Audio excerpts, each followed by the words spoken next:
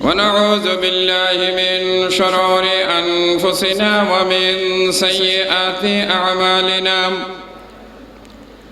من يهده الله فلا مضل له ومن يضلله فلا هادي له ونشهد أن لا إله إلا الله ونشهد أن محمدًا عبده ورسوله أرسله بالحق بشيرا ونذيرا أما بعد فإن خير الحديث كتاب الله وخير الهدي هدي محمد صلى الله عليه وسلم وشر الأمور محدثاتها وكل محدثة بدعة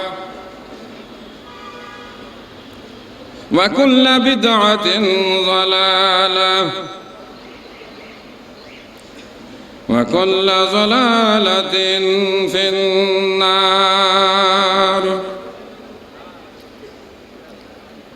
فأعوذ بالله من الشيطان الرجيم بسم الله الرحمن الرحيم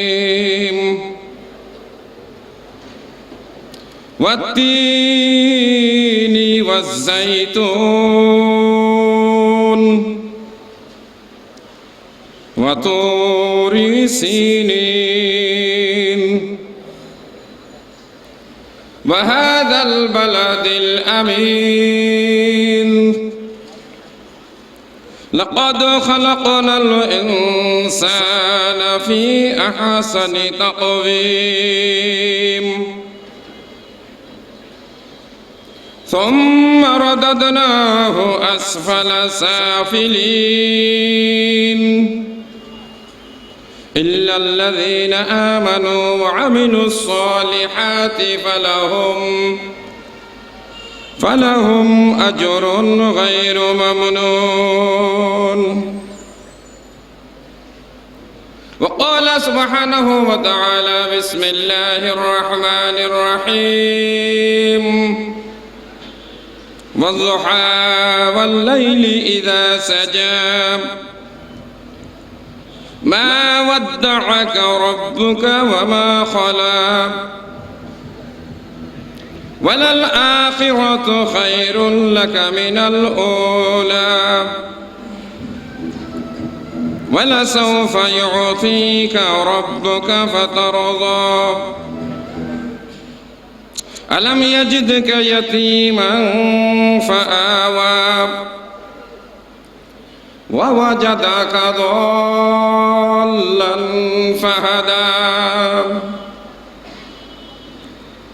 وقال سبحانه وتعالى إنا أنذرناكم عذابا قريبا يوم ينظر المرء ما قدمت يداه ويقول الكافر يا ليتني كنت ترابا আল্লাহ রাব্বুল আলামিনের দরবারে শুরুতে শুকরিয়া আদায় করি যার অশেষ কৃপা এবং মেহেরবানিতে সরিটোলা প্রাথমিক বিদ্যালয় মাঠে বরাবরের মতো এবছরও আল্লাহ সুবহানাহু ওয়া তাআলার দয়া এবং মেহেরবানিতে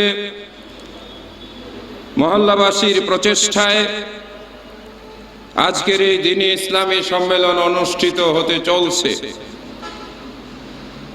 আমরা আল্লাহর দরবারে শুকরিয়া আদায় করে সবাই মিলে বলি আলহামদুলিল্লাহ। আল্লাহ পাক আমাদেরকে মুক্ত মাঠে বসে সুন্দর পরিবেশে আল্লাহর কোরআন এবং রাসূলের সুন্নাহ সম্পর্কে বাংলাদেশের অন্যতম সেরা ইসলামিক স্কলার উলামায়ে কেরাম ফুজালায়ে ইজাম শেখ মাশায়েখদের নিকট থেকে অতীব গুরুত্বপূর্ণ আলোচনা শোনার যে আল্লাহ সুবহানাহু ওয়া তাআলা আমাদের সুযোগ করে দিলেন, তার বারগাহে ইলাহিতে আরেকবার শুকরিয়া আদায় করে বলি আলহামদুলিল্লাহ। দরুদ এবং সালাম বিশ্বনবী মুহাম্মদুর রাসূলুল্লাহ সাল্লাল্লাহু আলাইহি ওয়াসাল্লামের প্রতি। যতক্ষণে দেহে প্রাণ আছে, যতক্ষণে চিন্তা চেতনা সুস্থ আছে, যতক্ষণ আল্লাহ রাব্বুল আলামিন এই জমিনের উপরে বাঁচিয়ে রাখবেন, ততক্ষণ মহানবী বিশ্বনবী মুহাম্মদুর রাসূলুল্লাহ সাল্লাল্লাহু আলাইহি ওয়াসাল্লামের নাম শুনে মহব্বতের সঙ্গে, আন্তরিকতার সঙ্গে, ভালোবাসায় সিক্ত করে আমরা নবীর প্রতি সালাম এবং দরুদ পেশ করব। আল্লাহ সুবহানাহু ওয়া তাআলা কবুল করুন বলে আমিন। এই মুহূর্তে শেখার উদ্দেশ্যে, নিজের ভুল ত্রুটি সংশোধন করার নিয়তে আমি দরুদ ইব্রাহিমটি পড়ব। আপনারা আপনাদের কণ্ঠ দিয়ে, কণ্ঠ মিলিয়ে সংশোধন করে নেওয়ার একটি সুযোগ গ্রহণ করতে পারেন। সেই সঙ্গে আল্লাহ সুবহানাহু ওয়া তাআলার ওয়াদাকৃত পুরস্কার আমাদের সৌভাগ্য হবে ইনশাআল্লাহ। আমি দরুদ ইব্রাহিম পড়ছি। যাদের তেলাওয়াতে অথবা পড়ায় উচ্চারণে ভুল আছে, আমরা এই সুযোগে সংশোধন করে নিতে পারি। আল্লাহুম্মা সাল্লি আলা মুহাম্মাদিন ওয়া আলা আলি মুহাম্মাদিন। একটু থামলাম, আমি আরেকবার পড়ব, একটু বলে নেই। আইন অক্ষর, হা অক্ষর, হা বড় হা, ঠিক কণ্ঠনালীর যেখানে আমি আঙ্গুলটি স্পর্শ করিয়েছি এখান থেকে উচ্চারিত হয়। সৌদি আরবে যারা হজে গেছেন, পুলিশরা মানুষের সেবায় দাঁড়িয়ে থাকে, তাদেরকে যদি মুহাম্মদ হাটা ভালো করে উচ্চারণ করে ডাক দেওয়া যায়, সঙ্গে সঙ্গে দৌড়ে আসে, রফিক বন্ধু কি চাই, সাহায্য করে, সহযোগিতা করে। হাটা যদি ভালো করে উচ্চারণ না হয়, হা। কেউ যদি বলে মুহাম্মদ, তার দিকে রাগান্বিত চোখ নিয়ে তাকায়, কারণ উচ্চারণের কারণে শব্দের অর্থটা পাল্টে যায়। আমরা বাংলাদেশের মানুষ কোরআন মাজিদের আয়াত তেলাওয়াত করি, দরুদ পড়ি, দোয়া পেশ করি। অনেক সময় উচ্চারণের ভুলের কারণে আমাদের দোয়াগুলো সম্ভবত আল্লাহর দরবার পর্যন্ত অনেকটা পৌঁছেই না। কথা ঠিক না বেঠিক?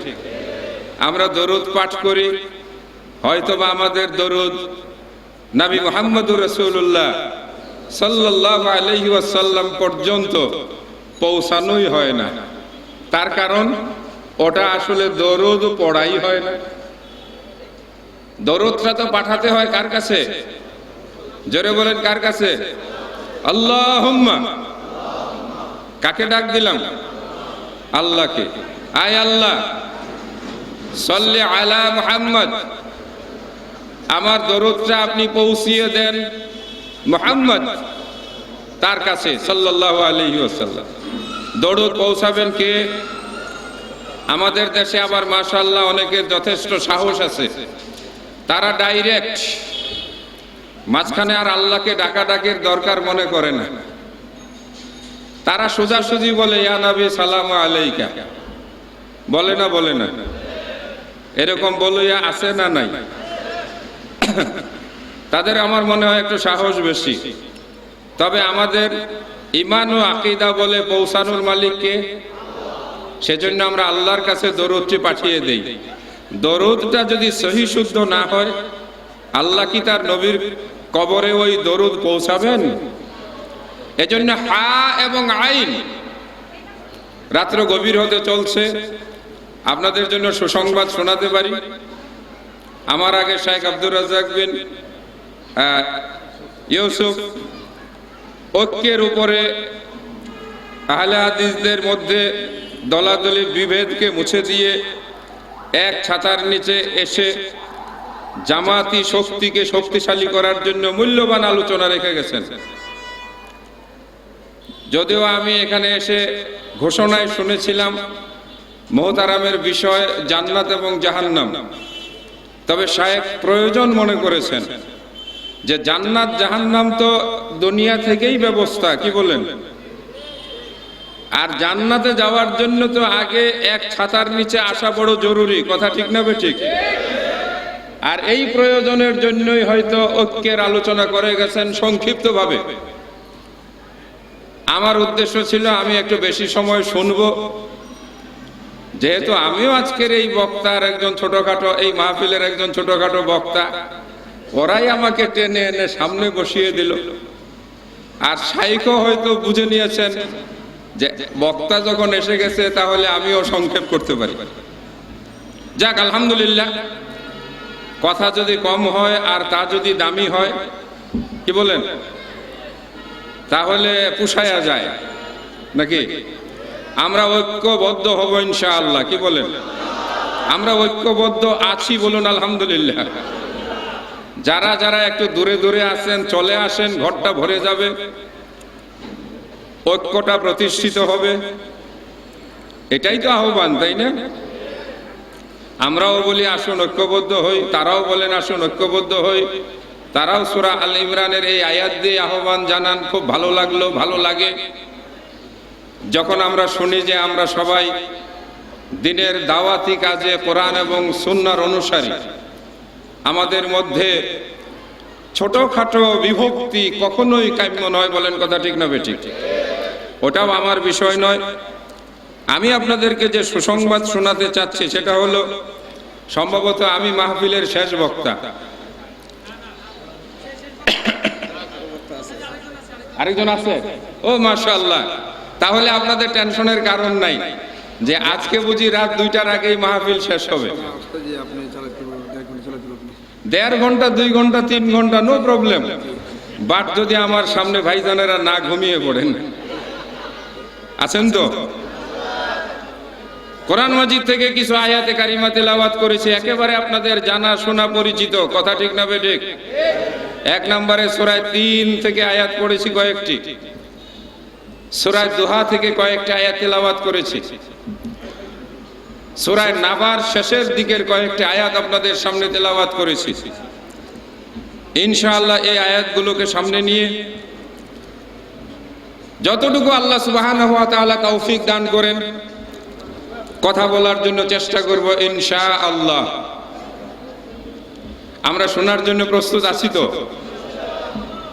এসএসসি পরীক্ষার্থীরা আছেন, তাদের দিক বিবেচনা করে বাহিরের মাইক না দিয়ে আমাদের মাহফিলের ভিতরে ঘরোয়া সাউন্ড বক্স দেওয়া হয়েছে, যাতে আমাদের সন্তানদের পড়ালেখার বিঘ্ন না ঘটে। এজন্য আমি আয়োজনকারী কর্তৃপক্ষকে ধন্যবাদ জানাচ্ছি। এটাই বিচক্ষণতা। একসাথে প্রচন্ড মাইকের আওয়াজে কাউকে বিব্রত করা, এটা কোরআন সুন্নাহ দ্বারা সমর্থিত নয়। আসুন আমরা কিছু আলোচনা শোনাবো আজকে একটু ব্যতিক্রম ভাবে। কোরআন মাজিদে আল্লাহ সুবহানাহু ওয়া তাআলা বেশ কয়েকটি সূরার শুরুতে কসম করে কথা বলেছেন। কসম, কসম বুঝেন তো? ঢাকার মানুষ বেশি বেশি কসম করে, বিশেষ করে পুরানা ঢাকার বাসিন্দাদের মুখে আমি বহুবার কসম শুনেছি। আল্লাহর কসম, আবে হালায় আল্লাহর কসম, কসম লাগাইয়া দেয়। এটা ঢাকায়াদের মধ্যে মাশাআল্লাহ ভালো চর্চা আছে, বলেন কথা ঠিক না বেঠিক? আমরা নিজেরা যে কসম করি এটার মাসলা মাসাইল নিয়ে আলোচনা করব না, তবে আল্লাহ কিছু মাফও করে দিয়েছেন। যারা মনের অজান্তে অহেতুক কথায় কথায় যাদের একটু মুদ্রা দোষ বুঝেন তো?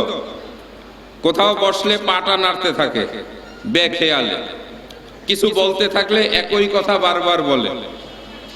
এই জন্য আল্লাহ বলছেন, যারা অতিমাত্রায় অহেতুক অপ্রয়োজনীয় কসম করো আমি সেগুলো ধরবো না, মাফ করে দেব। পুরান ঢাকার ভাইরা মাপ পেয়ে গেছেন অনেকটাই, বলি না খুশি হয়ে কিছু? নাকি ওনাদের পক্ষে কিছু বলবেন না? আলহামদুলিল্লাহ। তবে যেটা সত্যি সত্যি কসম, আল্লাহর কসম, দৃঢ়তার সাথে পূরণ করতে হবে। পূরণ না করলে জরিমানা দিতে হবে। জরিমানার পরিমাণ একবারে কম না, গোলাম আজাদ করতে হবে, লাখ লাখ টাকার ব্যাপার। কথা খালি কয়ে ফেলাইবেন আল্লাহর কসম, আর তারপরে পূরণ করবেন না, তা চলবে না। গোলাম আজাদ করতে না পারেন, রোজা রাখতে হবে। যদি রোজা রাখতে দুর্বলতা, অসুস্থতা, বার্ধক্যের কারণে সম্ভব না হয়, মিসকিন খাওয়াতে হবে। এটা হলো কসমের পানিশমেন্ট। কিন্তু স্বয়ং আল্লাহ সঙ্গে যুক্ত করে বলে সুবহানাহু ওয়া তাআলা, বলেন না একটু আমার সাথে, সুবহানাহু ওয়া তাআলা। আল্লাহ, এই শব্দটা খালি খালি বলা সুন্দর লাগে না। এই শব্দটার সঙ্গে আগে পিছে দুই একটা শব্দ যুক্ত করে দিলে সুন্দর হয়। আর ওই সুন্দর শব্দটা শুনে আসমান জমিনের মালিক বড় খুশি হন। কিছু বলেন না? নাকি আসমান জমিনের মালিক খুশি হোক আপনারা চান না? আস্তে করে বললেন যে টেনশনের কারণ নাই। রাত 12:30 বাজে, 4:30টার আগে আজান নাই, ছুটিও নাই। পরের বক্তা দরকার পরে ফজরের নামাজের পরে মঞ্চ দিয়ে দিব, কি বলেন? এই জন্য আসতে শুরু করছি। আল্লাহ খুশি হোক, চাই না? চাই না? হাত তুলতে বলবো। আল্লাহ খুশি হোক আমরা চাই। ছোটখাটো একটা তাকবীর লাগাই দেই তাহলে। লিল্লাহি তাকবীর। এই যে একবার আল্লাহ বলছেন, আল্লাহু আকবার বলছেন, কতটুকু পাইছেন হাত নামান। একটা শোনাই। রাসূল বলেন, তাকবীরাতুন ওয়াহিদাতুন খায়রুম মিনাদ দুনিয়া ওয়া মা ফিহা। আল্লাহর উদ্দেশ্যে মুখটা খুলে, বুকটা উজাড় করে, হাত দুইটা নাড়া দিয়ে মহিয়ান গরিয়ান মহান ও রব্বুল আলামিনের মহানত্বকে যখন বান্দা তোমার মুখ দিয়ে ঘোষিত হলো, আরশে আজিমে বসে আমি আল্লাহ রব্বুল আলামিন তোমার উপরে আমি এতটাই খুশি হয়ে যাই, আসমান জমিন এবং এর মধ্যবর্তী জায়গায় যত সম্পদ আছে, হে আমার বান্দা তুমি শুনে রাখো, এত সম্পদ যদি তুমি আমার রাস্তায় দিয়ে দাও, এত সম্পদ যদি তুমি দান করে দাও, এত সম্পদ যদি তুমি ব্যয় করে ফেলো, এত সম্পদ যার কোনো মূল্য নির্ধারণ করা সম্ভব নয়, হে আমার বান্দা আমি তোমাকে শুনিয়ে দিলাম আমার নবীর মাধ্যমে, একবার আমাকে আল্লাহু আকবার বলে আমার মহানত্ব ঘোষণা করার বিনিময় আসমান জমিন এবং এর মাঝে যা কিছু আছে তার চাইতে বেশি আমি দান করি। জোরে আওয়াজ করে বলি না সুবহানাল্লাহ? আরেকটা তাকবীর লাগাই দেই না? আল্লাহু আকবার, লিল্লাহি তাকবীর। হাতটা উঠাইলে ভালো লাগবে না? লিল্লাহি তাকবীর, মাশাআল্লাহ, ঘরে ঘরে যাও, মারহাবা। এই যে হাতটা উঠাইছেন, ভিডিও হয়ে গেছে। দুনিয়ার ক্যামেরায় যতটা না ভিডিও হয়েছে, আল্লাহ সুবহানাহু ওয়া তাআলা তার কুদরতি ক্যামেরায় রেকর্ড হয়ে গেছে। বলুন কথা ঠিক না বেঠিক? হাসরের ময়দানে বিচার চলবে, আপনার তাকবীরের হাতগুলো উপরে উঠবে, ফেরেশতারা বলবে এরা আবার কোন দল? আল্লাহ বলবেন এরা হলো ওই সব আমার কোরআনের শ্রোতা যারা শরীটোলা প্রাথমিক বিদ্যালয় মাঠে কোরআনের আলোচনা শোনার জন্য নিজের ঈমানের বলে বলিয়ান হয়ে নিজের রক্তের ভিতরে টকবক করে উঠেছিল আমার চেতনা। এই তাওহীদি চেতনায় তারা ঘোষণা করেছিল আল্লাহ মহান, আল্লাহ মহান, তার চাইতে বড় কেউ নেই, তার চাইতে বড় কেউ নেই, তিনি সুমহান, তিনি হলেন আকবার, আল্লাহু আকবার। এই ধ্বনি দিয়ে যারা আকাশ বাতাস মুখরিত করেছিল, ওদেরকে এক পাশে নিয়ে যাও, ওদেরকে এক পাশে নিয়ে যাও, ওদের হিসাব নিকাশের ব্যাপার আমার পার্সোনাল ব্যাপার। জোরে খুশি হয়ে বলেন না সুবহানাল্লাহ? আল্লাহ যদি বলেন মাফ করে দিলাম, কোর্ট কাছারি, হাইকোর্ট, জজ কোর্ট অথবা সুপ্রিম কোর্টের দরকার আছে? আল্লাহ যদি বলেন আমার জান্নাত তোকে দিয়ে দিলাম, কেউ মিছিল মিটিং করে বাধা দেওয়ার সুযোগ আছে? আল্লাহ যদি খালি বলে ফেলেন আমার জান্নাতে যাওয়া তোমার জন্য অনুমতি দিলাম, তবে সুইয়ের ছিদ্র দিয়ে যেমন একটা ওট যাওয়া, তুমি যদি সুইটার ছিদ্র দিয়ে ওই পাশে যেতে পারো তাহলে ওই পাশেই তোমার জন্য জান্নাত আছে। কয়জন মানুষ এইবার হাত তুলবেন সুইয়ের ছিদ্রর ভিতর দিয়ে পার হয়ে জান্নাতের মধ্যে যাওয়ার মতো সাহস রাখেন? কে কে আছেন হাত তুলবেন? এই বুঝে তুলেন। বুইজা উঠার। কলে আহমদুল্লাহ সাহেব আগের ধাক্কায় হাত উঠায় ফেলাইছি। আরে কি বললাম, সুয়ের ছিদ্রর ভিতর দিয়ে পার হয়ে জান্নাতে যাওয়ার মতো কয়জন আছেন? সম্ভব? হাত্তা ইয়ালিজাল জামালু ফি সাম্মিল খিয়াত, এটা কোরআন মাজিদে আল্লাহ বলছেন। কঠিন হয়ে যাবে সেদিন। আল্লাহ যদি হিসাব নেওয়া শুরু করেন তাহলে সেদিন জান্নাতে যাওয়া কতটা কঠিন হবে, যতটা কঠিন একটা সুয়ের ছিদ্র পথে একটা বড় মোটা তাজার উট এপাশ থেকে ওপাশ পার হয়ে যাওয়া। এটা কি সহজ ব্যাপার? এবার জোরে আওয়াজ করে বলুন, সহজ ব্যাপার না। আল্লাহ যদি হিসাব নেওয়া শুরু করেন কঠিন হয়ে যাবে, আল্লাহ যদি দয়া করেন আসান হয়ে যাবে। আওয়াজ করে বলেন কথা ঠিক না বেঠিক? কোনটা চাই? হিসাব দিয়ে যেতে চাই নাকি দয়ার সাগরে ভেসে যেতে চাই? এজন্যই বান্দা হিসাবে বলতে হয়, ইন্না রাহমাতা রাব্বি, ইন্না রাহমাতা রাব্বি আওসাউ মিন যুনুবি, ইন্না রাহমাতা রাব্বি আওসাউ মিন যুনুবি। আমার প্রভুর দয়া, আমার প্রভুর দয়া আমার গুনার চাইতে অনেক বেশি। আমার প্রভুর দয়ার সাগরে ঢেউ উঠলে আমার গুনাহ সেখানে ভেসে যাবে, আর সেই ভেসে যাওয়া গুনার কারণেই আমি আল্লাহর রহমতের সাগর পাড়ি দিয়ে জান্নাতের মেহমান হয়ে যাব। খুশি হয়ে বলে আলহামদুলিল্লাহ। তাহলে জান্নাতে যেতে চাই, রাজি আছি? কে কে যেতে চাই? মারহাবা। আল্লাহ কবুল করে নাও। জোরে বলে আমিন, আরো জোরে বলে আমিন। হাদিসটি সহিহ শুদ্ধ।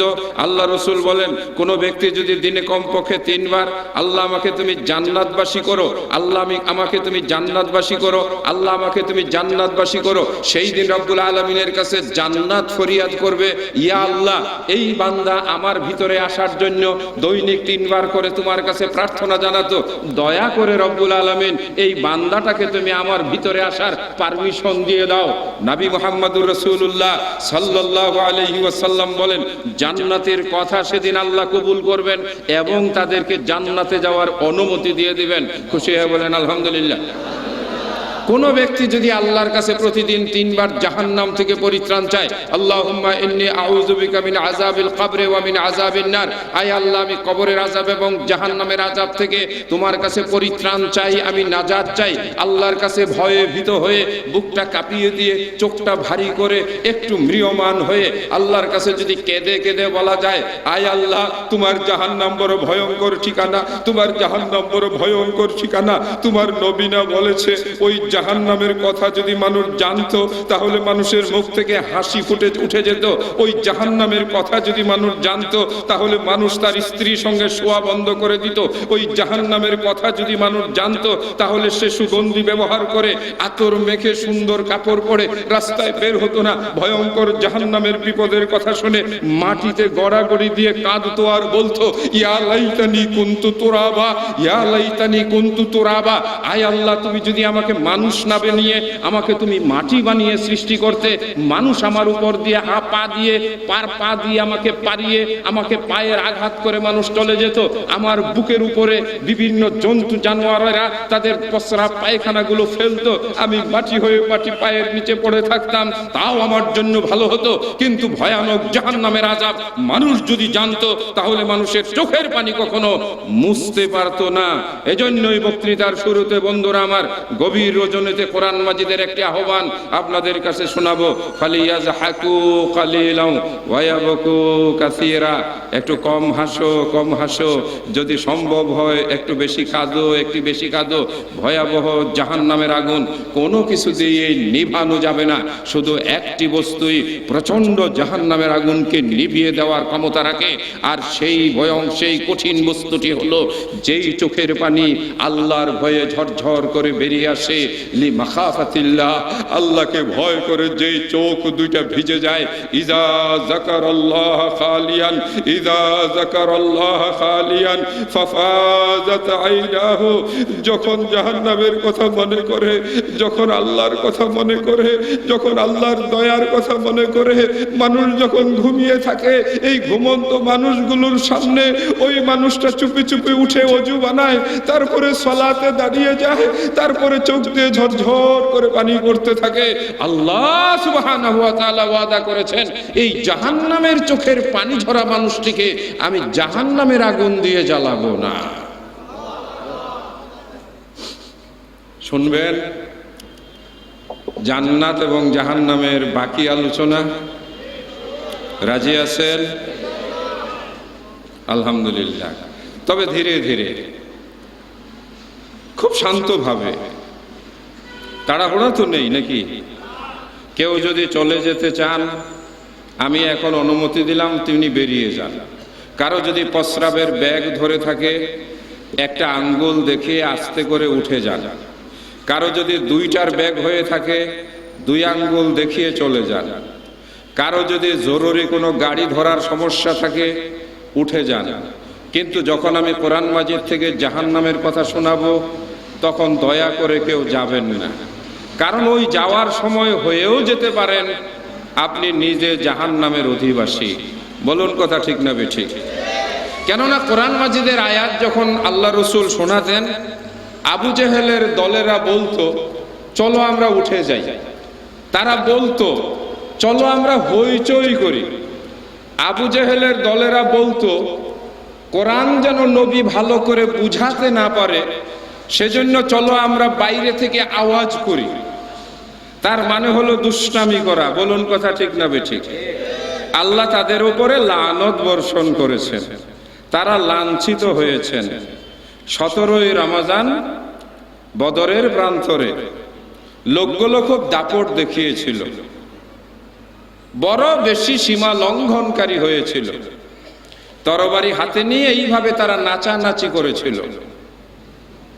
তাদের ঘোড়ার সামনে যুবতী নারী বসাইছিল কম পোশাকে। তারা এতটাই সীমা লঙ্ঘনকারী ছিল যে আল্লাহ সুবহানাহু ওয়া তাআলা এদেরকে শাস্তি দেওয়ার জন্য আসমান থেকে মালাইকা তথা ফেরেশতাদের পাঠিয়ে দিলেন। আওয়াজ করে বলেন সুবহানাল্লাহ।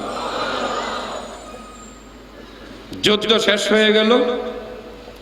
নবী মুহাম্মদুর রাসূলুল্লাহ সাল্লাল্লাহু আলাইহি ওয়াসাল্লামকে আল্লাহ বিজয় দান করলেন।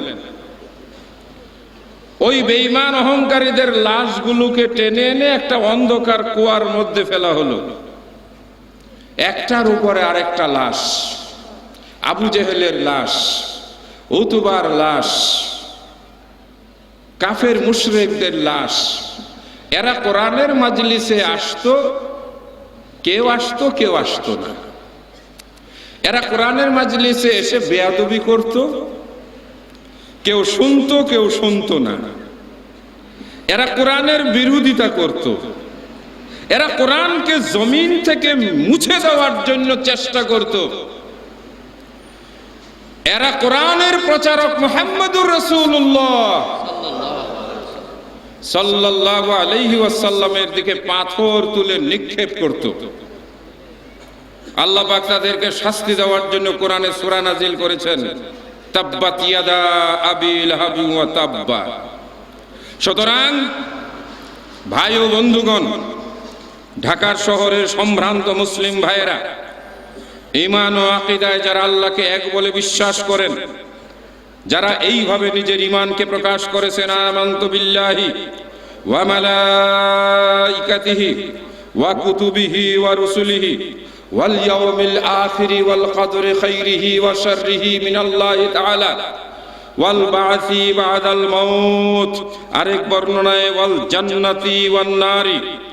হে আল্লাহ, আমি বিশ্বাস করি তোমার সত্তা এবং অস্তিত্বে, তুমি হচ্ছ লা ইলাহা ইল্লাল্লাহ, তোমার কোনো শরীক নাই, তুমি এক, তুমি অদ্বিতীয়। আমি ঘোষণা দিচ্ছি রাজিতু বিল্লাহি রব্বান, তোমাকে রব হিসাবে গ্রহণ করে আমার হৃদয় প্রশান্তিতে পরিপূর্ণ। জোরে খুশি হয়ে বলে আলহামদুলিল্লাহ। আল্লাহকে রব হিসাবে গ্রহণ করার পর কারো মনে কষ্ট আছে? আওয়াজ সবাইকেই করতে হবে। ঈমানের প্রশ্ন। আপনি যদি চুপ থাকেন, নাম মুনাফিকের খাতায় চলে যেতে পারে। এটা দোয়া, এটা শাহাদা, এটা ঘোষণা, ঈমানে মুফাসসাল, মুখস্থ রাখা সকলের একান্ত জরুরি। কথা ঠিক না বেঠিক? মুখস্থ আছে তো? আমানতু বিল্লাহি, ঈমান আনলাম আল্লাহ তোমার উপর, ওয়া মালাইকাতিহি, দেখি না শুনেছি তোমার ফেরেশতা আছে অসংখ্য, আছে আমার ঘাড়ের উপরে, আছে আমার জীবন বের করার জন্য, আছে আমার জীবিকার ব্যবস্থা করার জন্য, আছে আমার কবরের ভিতরে প্রশ্ন উত্তর নেওয়ার জন্য, সৃষ্টি করে রেখেছো কবরে আমাকে শাস্তি দেওয়ার জন্য। বিশ্বাস হয় না হয় না? ও সম্মানিত মুসলমানেরা, মানুষ বড় বেপরোয়া, মানুষ বড় বেপরোয়া। মানুষ এখন অনেক বেশি সাহসী। আসলে সে সাহসী নয়, আসলে সে অপরিণামদর্শী। মানুষ এখন জাহান্নামকে বেশি ভয় করে না। মানুষ এখন কবরের বিষয়গুলোকে আর গায়ে মাখে না। মানুষ এখন অনেক সময় উচ্চ শিক্ষিত ব্যক্তিরা কবরের আযাবের কথা নিয়ে হাসাহাসি করে। বলুন কথা ঠিক না বেঠিক? নারীরা বড় সীমা লঙ্ঘনকারী, নারীরা বড় দাম্ভিক এবং বড় কঠিন ভয়ানক অবস্থায়। তারা স্বামীকে খুন করে, ইটের আঘাত দিয়ে মাথাকে চৌচির করে, তারপরে সেটাকে ওয়ার্ড্রপের ভিতরে ভরে রাখে। তারপরে আজকের যুগের নারীরা সেই হত্যা করা স্বামীকে 6 টুকরা করে। বলেন কথা ঠিক না বেঠিক? নারীরা বড় সীমা লঙ্ঘনকারী, নারীরা বড় বেপরোয়া। মাথার চুল বাতাসে উড়িয়ে নারীরা ঘুরে বেড়ায়, আল্লাহর হুকুমকে তারা অমান্য করে। তারা একটু ভয় করে না কঠিন জাহান্নামের আগুন তাদের ওই মাথার চুলগুলোকে স্পর্শ করবে। নারীরা তাদের বুকের উপরে স্পঞ্জের ওই বিভিন্ন ধরনের বস্তু লাগিয়ে বুক উঁচা করে রাস্তায় ঘুরে বেড়ায়, পর পুরুষকে আকৃষ্ট করে। আজকেও তেমনি একটি মৃত্যুর খবর চট্টগ্রাম থেকে প্রকাশিত হয়েছে। একজন ডাক্তারের মৃত্যু হয়েছে স্ত্রীর পরকীয়ার কারণে। নারীরা এখন মোবাইল ফোনের মাধ্যমে পর পুরুষের সঙ্গে দিন রাত গল্প করে বেড়ায়। কথা বলুন ঠিক না বেটে? মানুষ এখন অনেক বড় বেপরোয়া। মানুষ এখন ঘুষ খায়, আল্লাহকে ভয় করে না, জাহান্নামের আযাব ভয় করে না। মানুষ এখন সুদ খায়, সুদ দেয়, সুদের কারবার করে, একটু তারা জাহান্নামের আযাবকে পরোয়া করে না। বলুন কথা ঠিক না বেঠিক? মানুষ এখন মদ খায়, মানুষ শুধু মদই খায় না, মানুষ এখন গাঁজা খায়, হেরোইন খায়, চরস খায়, ইয়াবা খায়। বাংলাদেশের স্বরাষ্ট্র মন্ত্রণালয়, আমাদের দেশের শান্তি শৃঙ্খলা রক্ষাকারী বাহিনী, তারা জান পরাণ দিয়ে বাংলার জমিন থেকে মাদক নির্মূলের জন্য চেষ্টা করে চলছে, আপ্রাণ চেষ্টা করে চলছে। বাধ্য হয়ে তারা সর্বশেষ এক্সট্রিম পর্যায়েও যাচ্ছে। মাদক ব্যবসায়ীদেরকে প্রয়োজনে তারা দুনিয়া থেকে সরিয়ে দিচ্ছে। তারপরেও মানুষের মদের ব্যবসা বন্ধ হচ্ছে না, নেশার ব্যবসা বন্ধ হচ্ছে না। মানুষ ভয় করে না। মদ পানকারীদের জন্য জাহান্নামে যে ভয়ঙ্কর শাস্তির কথা আছে শুনবেন? ঘুষখোরদের পরিণতির কথা শুনবেন? সুদখোরদের জন্য ভয়ঙ্কর জাহান্নামের কি আযাব তৈরি করে রাখাছে জানতে চান? কোন জাহান্নামের নাম লাজা, কোন জাহান্নামের নাম হুতামা, কোন জাহান্নামে গাই বলা হয়েছে, গাই নামক জাহান্নামে কাকে নিক্ষেপ করা হবে, কোন জাহান্নামকে ওই যে সেই জাহান্নাম নামে নামকরণ করা হয়েছে, কোন জাহান্নামকে ওয়াইল দুজক বলা হয়েছে। বারবার কোন জাহান্নামের কথা উল্লেখ করে এক শ্রেণীর মানুষকে সতর্ক করা হয়েছে, ওয়াইলুল লিল মুকাজ্জিবিন, ওয়াইলুল লিল মুকাজ্জিবিন। বারবার করে উল্লেখ করা হয়েছে। একটি সূরার ভিতরে ওয়াইল হলো তাদের জন্য, ওয়াইল হলো তাদের জন্য। আয়াতের অর্থটি বুঝিয়ে বলে দেই, মিথ্যাবাদীদের জন্য ওয়াইল জাহান্নাম, মিথ্যাবাদীদের জন্য ওয়াইল জাহান্নাম। মোবাইল ফোনে মানুষ মিথ্যা কথা বলে, মানুষের সঙ্গে মানুষ মিথ্যা ধোঁকাবাজি করে। স্বামী তার স্ত্রীর সঙ্গে মিথ্যা কথা বলে, স্ত্রী তার স্বামীর সঙ্গে মিথ্যা কথা বলে। মিথ্যা কথা বলে ব্যবসায়ীরা কেনাকাটার ক্ষেত্রে তারা মিথ্যা কসম করে, ধোঁকাবাজি দিয়ে মানুষ ব্যবসা বাণিজ্য পরিচালনা করে। মানুষ এখন একটু জাহান্নামকে ভয় করে না। বলুন কথা ঠিক না বেঠিক? একটা কোরআন মাজিদ যে চাইছিলাম, আমাকে একটা কোরআন মাজিদ এনে দেন। এই আর রনি একটা কোরআন মাজিদ এনে দাও। সংবাদগুলো কোথায় বলা আছে আওয়াজ করে বলুন। আল কোরআনে। আমি কোরআন মাজিদ নিয়ে আসতেছি, ওখান থেকে আমি শোনাবো। ও মুসলমানেরা শুনুন, আল্লাহ পাক কোরআন মাজিদে কসম করেছেন, কসম। একটা দুইটা বস্তুর কসম করেন নাই। কেন তিনি কসম করেছেন? কি কথা বলার জন্য আল্লাহ পাক কসম করেছেন? যদি আপনি ঈমানদার হয়ে থাকেন, এই কথাগুলো শুনলে আপনার পশম দাঁড়িয়ে যাবে। আপনি যদি ঈমানদার হয়ে থাকেন, আপনার ভিতরের কলিজাটা এইরকম থক থক করে কাঁপতে থাকবে। আপনি যদি মুমিন হয়ে থাকেন, আপনার শরীরটা ঘামতে থাকবে। ও মুসলমানেরা, হেসো না, হেসো না। সূরা নাবা নামে একটা সূরা আছে।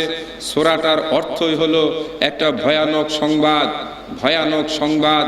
আম্মা ইয়াতাসাআলুন, আম্মা ইয়াতাসাআলুন। কি বিষয় নিয়ে তারা কথা বলে গো?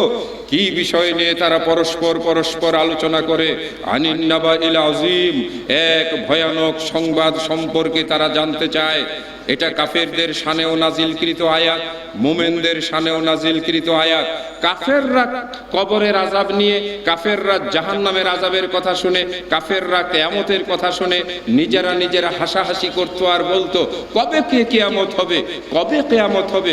কাফ ওয়াল কুরআনিল মাজিদ বাল আজিবু আন জাআহুম মিনহুম মুনজিরুন ফাকালাল কাফিরুনা হাযা শাইউন আজীব আইযা মিতনা ওয়া কুন্না তুরাবান যালিকা রাজউম বাঈদ। এই কাফেররা বলতো, আইযা মিতনা, যখন মরে যাব, আইযা মিতনা, আমরা যখন মরে যাব, ওয়া কুন্না তুরাবান, আমরা মাটি হয়ে যাব, আমরা মাটি হয়ে যাব, মাটিতে মিশে যাব, আবার আমাদেরকে উঠানো হবে, আবার আমাদেরকে জাগানো হবে, আবার আমাদেরকে জাগ্রত করা হবে। হাদা, এটা বড় দূরের কথা, এটা বড় ভাউতাবাজি কথা, এটা বড় মিথ্যা কথা। এটা কাফেররা বলতো সূরা কাফের ভিতরে। আবার সূরা নাবার ভিতরে আল্লাহ বলবেন, এখন দেখো, এখন দেখো, যুগ যুগ জাহান্নামের আযাব চাকো, জাহান্নামের আযাব চাকো, আগুনের ভিতরে সাঁতার কাটো। এটা কি আজকে সত্য নাকি মিথ্যা? এটা কি সত্য নাকি মিথ্যা? কাফেররা বলবে, আয় আল্লাহ, আয় আল্লাহ, আমরা যদি সেদিন বিশ্বাস করতাম তাহলে ভয়ঙ্কর জাহান্নামে আমাদেরকে জ্বলতে হতো না। আওয়াজ করে বলি না সুবহানাল্লাহ।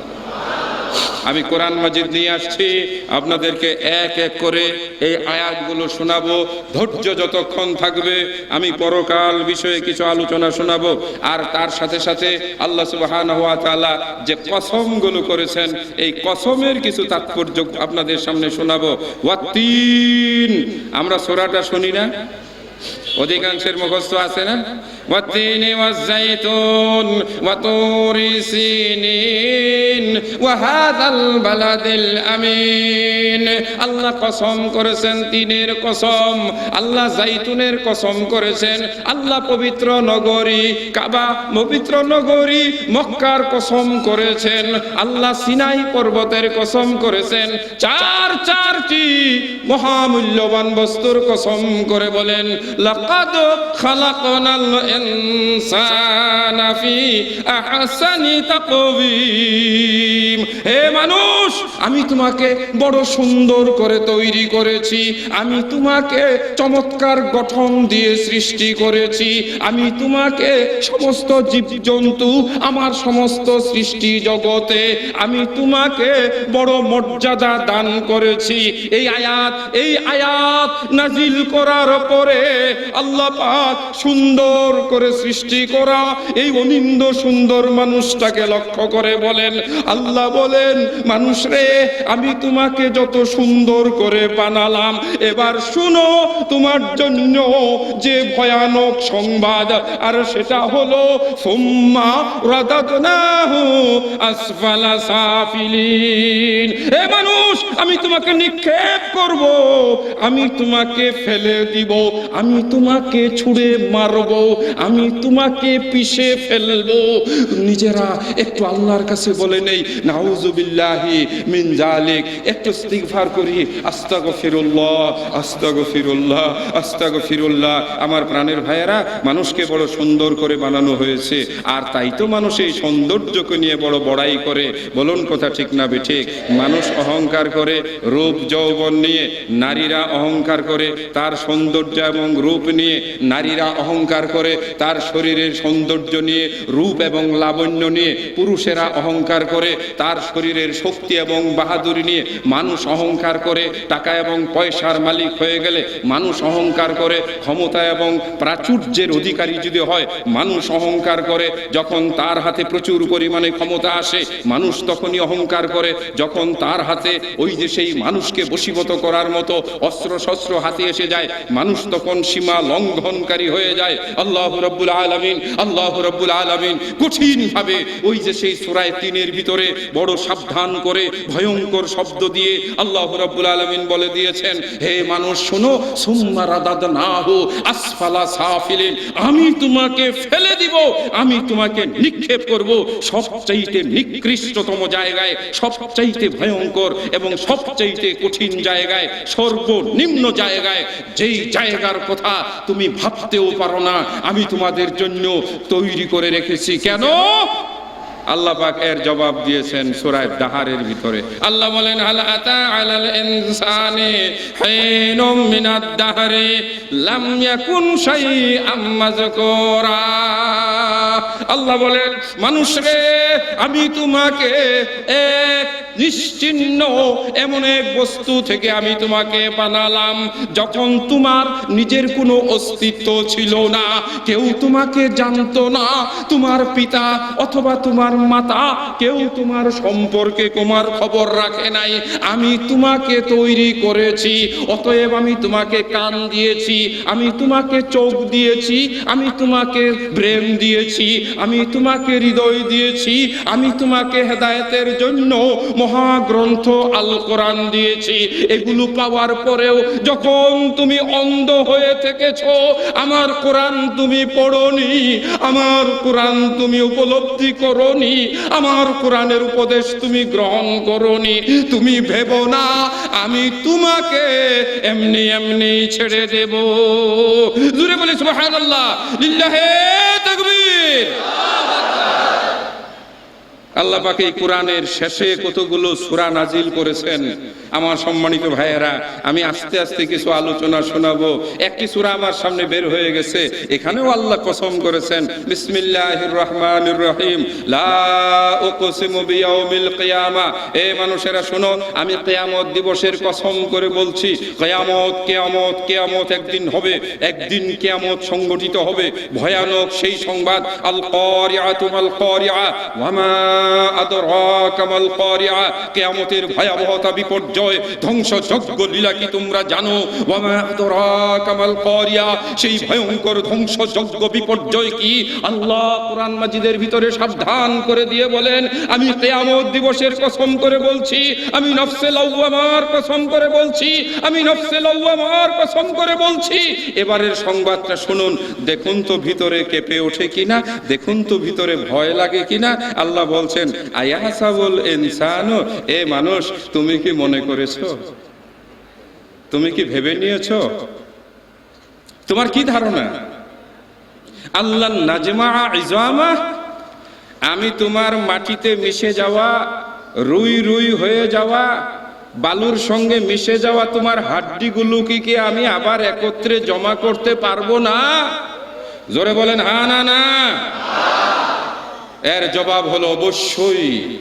আল্লাহ জানতে চান, আয়াহাসাবুল ইনসান, তুমি কি মনে করেছো, ভেবে নিয়েছো, আল্লাহ নাজমা ইজামা, আমি তোমার হাড্ডিগুলোকে কি একসাথে জমা করতে পারবো না? অন্য আয়াতের ভিতরে আল্লাহ বলেন, হে মানুষ, তুমি কি মনে করেছো আমি তোমাকে ছেড়ে দেব? আমার দেওয়া সম্পদের কি আমি হিসাব নেব না? আলাম নাজআল্লাহু আইনাইন, আমি কি তোমাকে দুটো চোখ দেই নাই? এই দুটো চোখ দিয়ে কি তুমি আমার কোরআন পড়েছো? এই দুটো চোখ দিয়ে কি শুধু সিনেমার গল্পগুলো দেখেছো?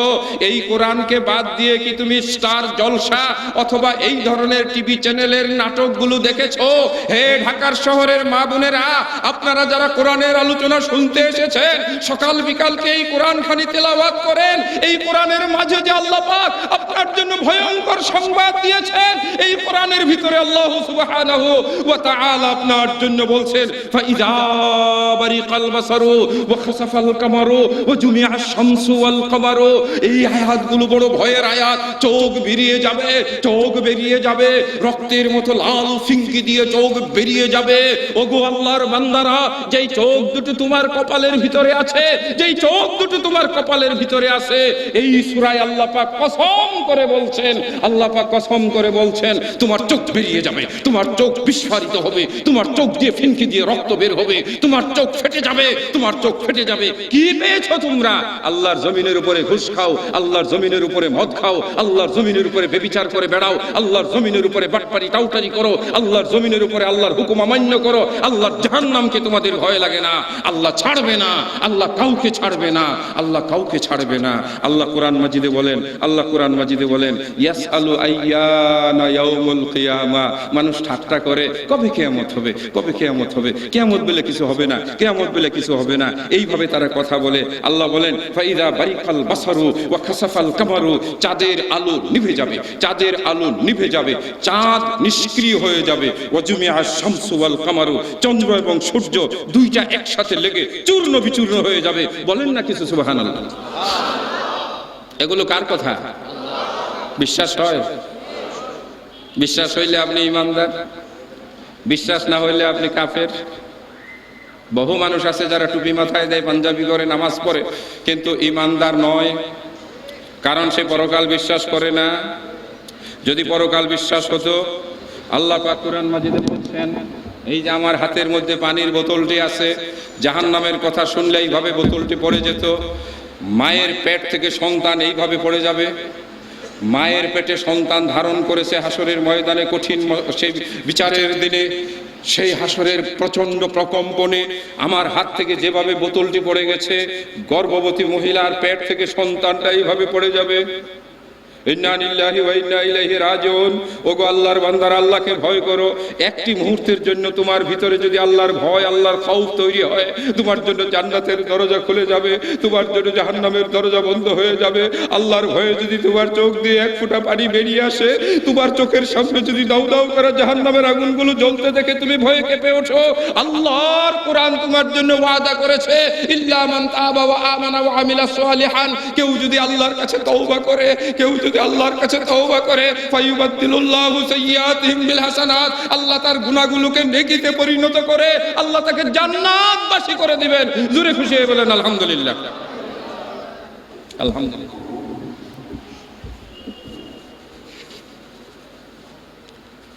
অসংখ্য বিষয়ের কসম আল্লাহ পাক কোরআন মাজিদে করেছেন। ওয়াল্লাহ আসরে, আসরের কসম আপনারা শুনেন না? ওয়াল্লাহ আসরে, আসরের সময়ের কসম। ওয়াল ফজরে, সূরা ফজর নামে একটি সূরা আছে। ওয়াল ফজরে, ফজরের সময়ের কসম। ওয়াশ শামসি, সূর্যের কসম। ওয়াল লাইলি, রাতের কসম। ওয়ান নাহারি, দিনের কসম। এগুলোর সঙ্গে আবার আল্লাহ শব্দ যুক্ত করেছেন। ও মানুষেরা শুনুন, আপনার আমার ভিতরে যে আত্মাটা আছে, আপনার আমার ভিতরে যে রুহুটা আছে, আপনার আমার ভিতরে যে আত্মাটা আছে, এই আত্মাটারও আল্লাহ কসম করেছেন। কন্যা জোরে সুবহানাল্লাহ। কালেমায়ে শাহাদাত বলেন আশহাদু আল্লা ইলাহা, মন থেকে প্রাণ থেকে আয় আল্লাহ, আশহাদু আল্লা ইলাহা ইল্লাল্লাহু ওয়া আশহাদু আন্না মুহাম্মাদান আবদুহু ওয়া রাসূলুহু। সম্ভব হলে আমার সঙ্গে বলেন রাজিতু বিল্লাহি রাব্বান, রাজিতু বিল্লাহি রাব্বান। ওগো আল্লাহ, আমরা তোমার উপরে রাজি, আমরা তোমার উপরে সন্তুষ্ট, আমরা তোমাকে আল্লাহ বলে বিশ্বাস করে আমরা সন্তুষ্ট। রাজিতু বিল্লাহি রাব্বান ওয়া বিল ইসলামি দীনান, আমরা মুসলিম হয়েছি, আমরা ইসলাম গ্রহণ করেছি, এই জন্য আমরা খুশি, এই জন্য আমরা সন্তুষ্ট। ওয়া নবিয়িনা ওয়া মুহাম্মাদিন নবিয়িনা সাল্লাল্লাহু আলাইহি ওয়াসাল্লাম, আমরা নবীকে, মুহাম্মদকে নবী হিসাবে গ্রহণ করেছি। আমাদের জীবন সফল, আমাদের জীবন সফল। ইন্নী ওয়াজ্জাহতু ওয়াজহিয়া লিল্লাযী ফাতারাস সামাওয়াতি ওয়াল আরদি হানিফান ওয়া মা আনা মিনাল মুশরিকিন। ইন্না সলাতি, ইন্না সলাতি, বলিনা ইন্না সলাতি ওয়া নুসুকি ওয়া মাহইয়ায়া ওয়া মামাতি লিল্লাহি রাব্বিল আলামিন, লিল্লাহি রাব্বিল আলামিন। আয় আল্লাহ, আয় আল্লাহ, আমার নামাজ, আমার জীবন, আমার মৃত্যু, আমার নামাজ, আমার কুরবানি, আমার সব কিছু আয় আল্লাহ একমাত্র তোমার জন্য, একমাত্র তোমার জন্য। হে আল্লাহর বান্দারা, আমি আপনাদেরকে কোরআন মাজিদের আল্লাহর কোরআনের আয়াত শুনিয়ে ভয় দেখিয়ে যাচ্ছি, ভয় দেখিয়ে যাচ্ছি। আল্লাহ পাক তার নবীকে প্রেরণ করেছিলেন বাশীরাম ওয়া নাযীরা, সুসংবাদ প্রদানকারী এবং ভয় প্রদানকারী। আল্লাহ কোরআন মাজিদে বলেন সূরা নাবার শেষে, সূরা নাবার শেষে কি বলেন, কি বলেন? আল্লাহ বলেন ইন্না আনজারনাকুম আযাবান করিবা। আল্লাহ বলেন বান্দারে, আমি তোমাকে অতি নিকটবর্তী যে ভয়ানক শাস্তি, এক কঠিন শাস্তি, আমি তোমাকে সেই শাস্তির ভয় দেখাই। আল্লাহর নবী রমজান মাসে জাহান্নামের দরজা বন্ধ থাকে, গুল্লিকাত আবওয়াবুন নারে, জাহান্নামের দরজাগুলি বন্ধ করে দেওয়া হয়, জান্নাতের দরজাগুলি খুলে দেওয়া হয়। আল্লাহর নবী রমজান মাসে রহমতের বাড়ি দ্বারা বর্ষিত হওয়ার কথা বলেন। 17 রমজান বদরের যুদ্ধ সংগঠিত হলো। আরবের বড় বড় বেঈমান কাফের মুশরিকেরা আবু জাহেলের নেতৃত্বে যারা নবী মুহাম্মদুর রাসূলুল্লাহ সাল্লাল্লাহু আলাইহি ওয়াসাল্লামকে হত্যা করার জন্য বদরের প্রান্তরে সমবেত হয়েছিলেন। ওগো মুসলমানেরা, অনেকেই হয়তো আপনারা জানেন না, তারা নর্তকী সাজিয়েছিল, বদরের প্রান্তরে গান বাজনার আয়োজন করেছিল, সারা রাত তারা মদ খেয়েছিল, তারা সেদিন নাচানাচি করেছিল। প্রকারান্তরে অপর প্রান্তরে নবী মুহাম্মদুর রাসূলুল্লাহ সাল্লাল্লাহু আলাইহি ওয়াসাল্লাম মাত্র অল্প কিছু সংখ্যক সাহাবা নিয়ে, যাদের অধিকাংশ ছিল বৃদ্ধ, যাদের অধিকাংশের কোনো অস্ত্র ছিল না, তাবু ফেললেন। রাতের বেলায় আল্লাহর কাছে কাঁদতে লাগলেন, আয় আল্লাহ, আয় আল্লাহ, আজকের সকাল হওয়ার পরে কাফের মুশরিকরা যদি এই বদরের প্রান্তরে তোমার বান্দাদের উপরে ঝাঁপিয়ে পড়ে আর এরা যদি নিশ্চিহ্ন হয়ে যায়, আয় আল্লাহ, আয় আল্লাহ, তোমার জমিনের বুকে তোমাকে আল্লাহ বলে ডাকার কেউ থাকবে না, কেউ থাকবে না। ওই পাশে গান বাজনা হচ্ছে, মদের আনন্দ হচ্ছে, এই পাশে চোখের পানি ঝরে আল্লাহর কাছে করুণার ভিক্ষা চাওয়া হচ্ছে। মাত্র 313 জন, মাত্র 313 জন ইমানের বলে বলিয়ান আল্লাহর জমিনের সর্বকালের সর্বযুগের সেই সর্বশ্রেষ্ঠ মানবেরা, আল্লাহর নবীর সাহাবারা, আল্লাহু আকবার, আল্লাহু আকবার, ঈমান মে কামেল হো যারা, পরিপূর্ণ ঈমানের অধিকারী 313 জন মুসলমান সকাল বেলায় যখন ওই যে সেই যুদ্ধ শুরু হবে, আল্লাহ সুবহানাহু ওয়া তাআলা রাতের বেলায় মুষলধারে বৃষ্টি নাজিল করে দিলেন। ওই পাশে বৃষ্টির পানিতে তাদের তাবু ওই যে সেই ভিজে কাদা হয়ে গেল। মুসলমানরা যেখানে তাবু ফেলেছিলেন সেখানে বালি জমে গেল, মাটি শক্ত হলো। আল্লাহ পাক আমাকে বদরের প্রান্তরে যাওয়ার সুযোগ করে দিয়েছিলেন। নিজে হেঁটে হেঁটে দেখে এসেছি যে এই জায়গায় নবীজি তাবু ফেলে ওই যে হাত তুলে দোয়া করে চোখের পানি ফেলে ফেলে কেঁদে কেঁদে রাসূল যুদ্ধ পরিচালনা করেছিলেন। সেখানে কিছুক্ষণ দাঁড়িয়ে থাকার আমার সুযোগ হয়েছিল। মনে হয়েছিল যেন আমি অন্য জগতের অন্য ভুবনে দাঁড়িয়ে আছি। সমস্ত শরীরটা যেন বিদ্যুতের মতো ঝনঝন করতেছিল। আয় আল্লাহ, আয় আল্লাহ, বদরের প্রান্তরে তুমি আমাকে নিয়ে আসলে, সেদিন যদি নবীজির পাশে আমাকে দাঁড়ানোর সুযোগ করে দিতে, আজকের দিনের চাইতে সেটা হতো আমার জন্য সব চাইতে বড় সৌভাগ্যের বিষয়। আমার প্রাণের ভাইয়েরা, আমার প্রাণের ভাইয়েরা, সকালবেলায় যুদ্ধ হলো, তরবারি ছাড়া যুদ্ধ হলো, অস্ত্র ছাড়া যুদ্ধ হলো, মুসলমানরা বিজয়ী হলেন। আর কাফেরদেরকে অন্ধকার কূপের ভিতরে এক এক করে নবীজি ফেলতে লাগলেন। যখন তাদেরকে ফেলে 70 জনকে মাটি চাপা দেওয়া হলো, আল্লাহ রাসূল বললেন, ওগো আমার সাহাবারা, আমি দেখতে পাচ্ছি তোমরা দেখতে পাচ্ছ না, এই বেঈমান কাফেরেরা, এই আবু জাহেলের দলেরা জাহান্নামের আগুনে দাউ দাউ করে জ্বলছে।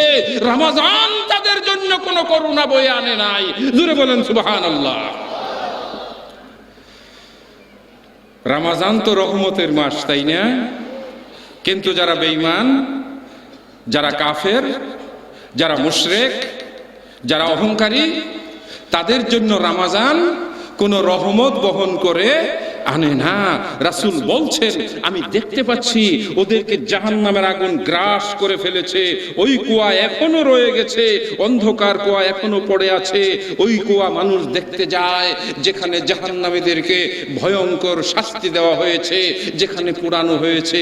আমার প্রাণের ভাইয়েরা, মৃত্যুর সাথে সাথে আযাব শুরু হয়ে যায়। এটাই আল্লাহ পাক কোরআন মাজিদে বলেন, ইন্না আনজারনাকুম আযাবান করিবা, অবশ্যই আমি তোমাদেরকে এক নিকটতম কঠিন আযাব জাহান্নামের শাস্তি তোমাদেরকে দেখা যে সেই ভয় দেখাচ্ছি। সূরা নাবার ভিতরে আল্লাহ রাব্বুল আলামিন জাহান্নামীদের সেই ভয়ানক শাস্তির কথা উল্লেখ করেছেন। আমার প্রাণের ভাইয়েরা, একটু জাহান্নাম বিষয়ে আমি আপনাদেরকে শোনানোর পরে আমি চলে যাব কোন পাপের জন্য কে কোন জাহান্নামে যাবে আপনারা একটু চিনে যাবেন। যদি নিজের ভিতরে দোষ থাকে তওবা করুন, তওবা করুন। মৃত্যু যে কোনো সময় এসে যেতে পারে। মানুষ এখন অনেক বেশি বেপরোয়া হয়ে গেছে, মানুষ এখন অনেক বেশি সীমা লঙ্ঘনকারী হয়ে গেছে। এরা আল্লাহকে ভয় করে না, জাহান্নামের আযাবকে ভয় করে না। বলুন কথা ঠিক না বেঠিক?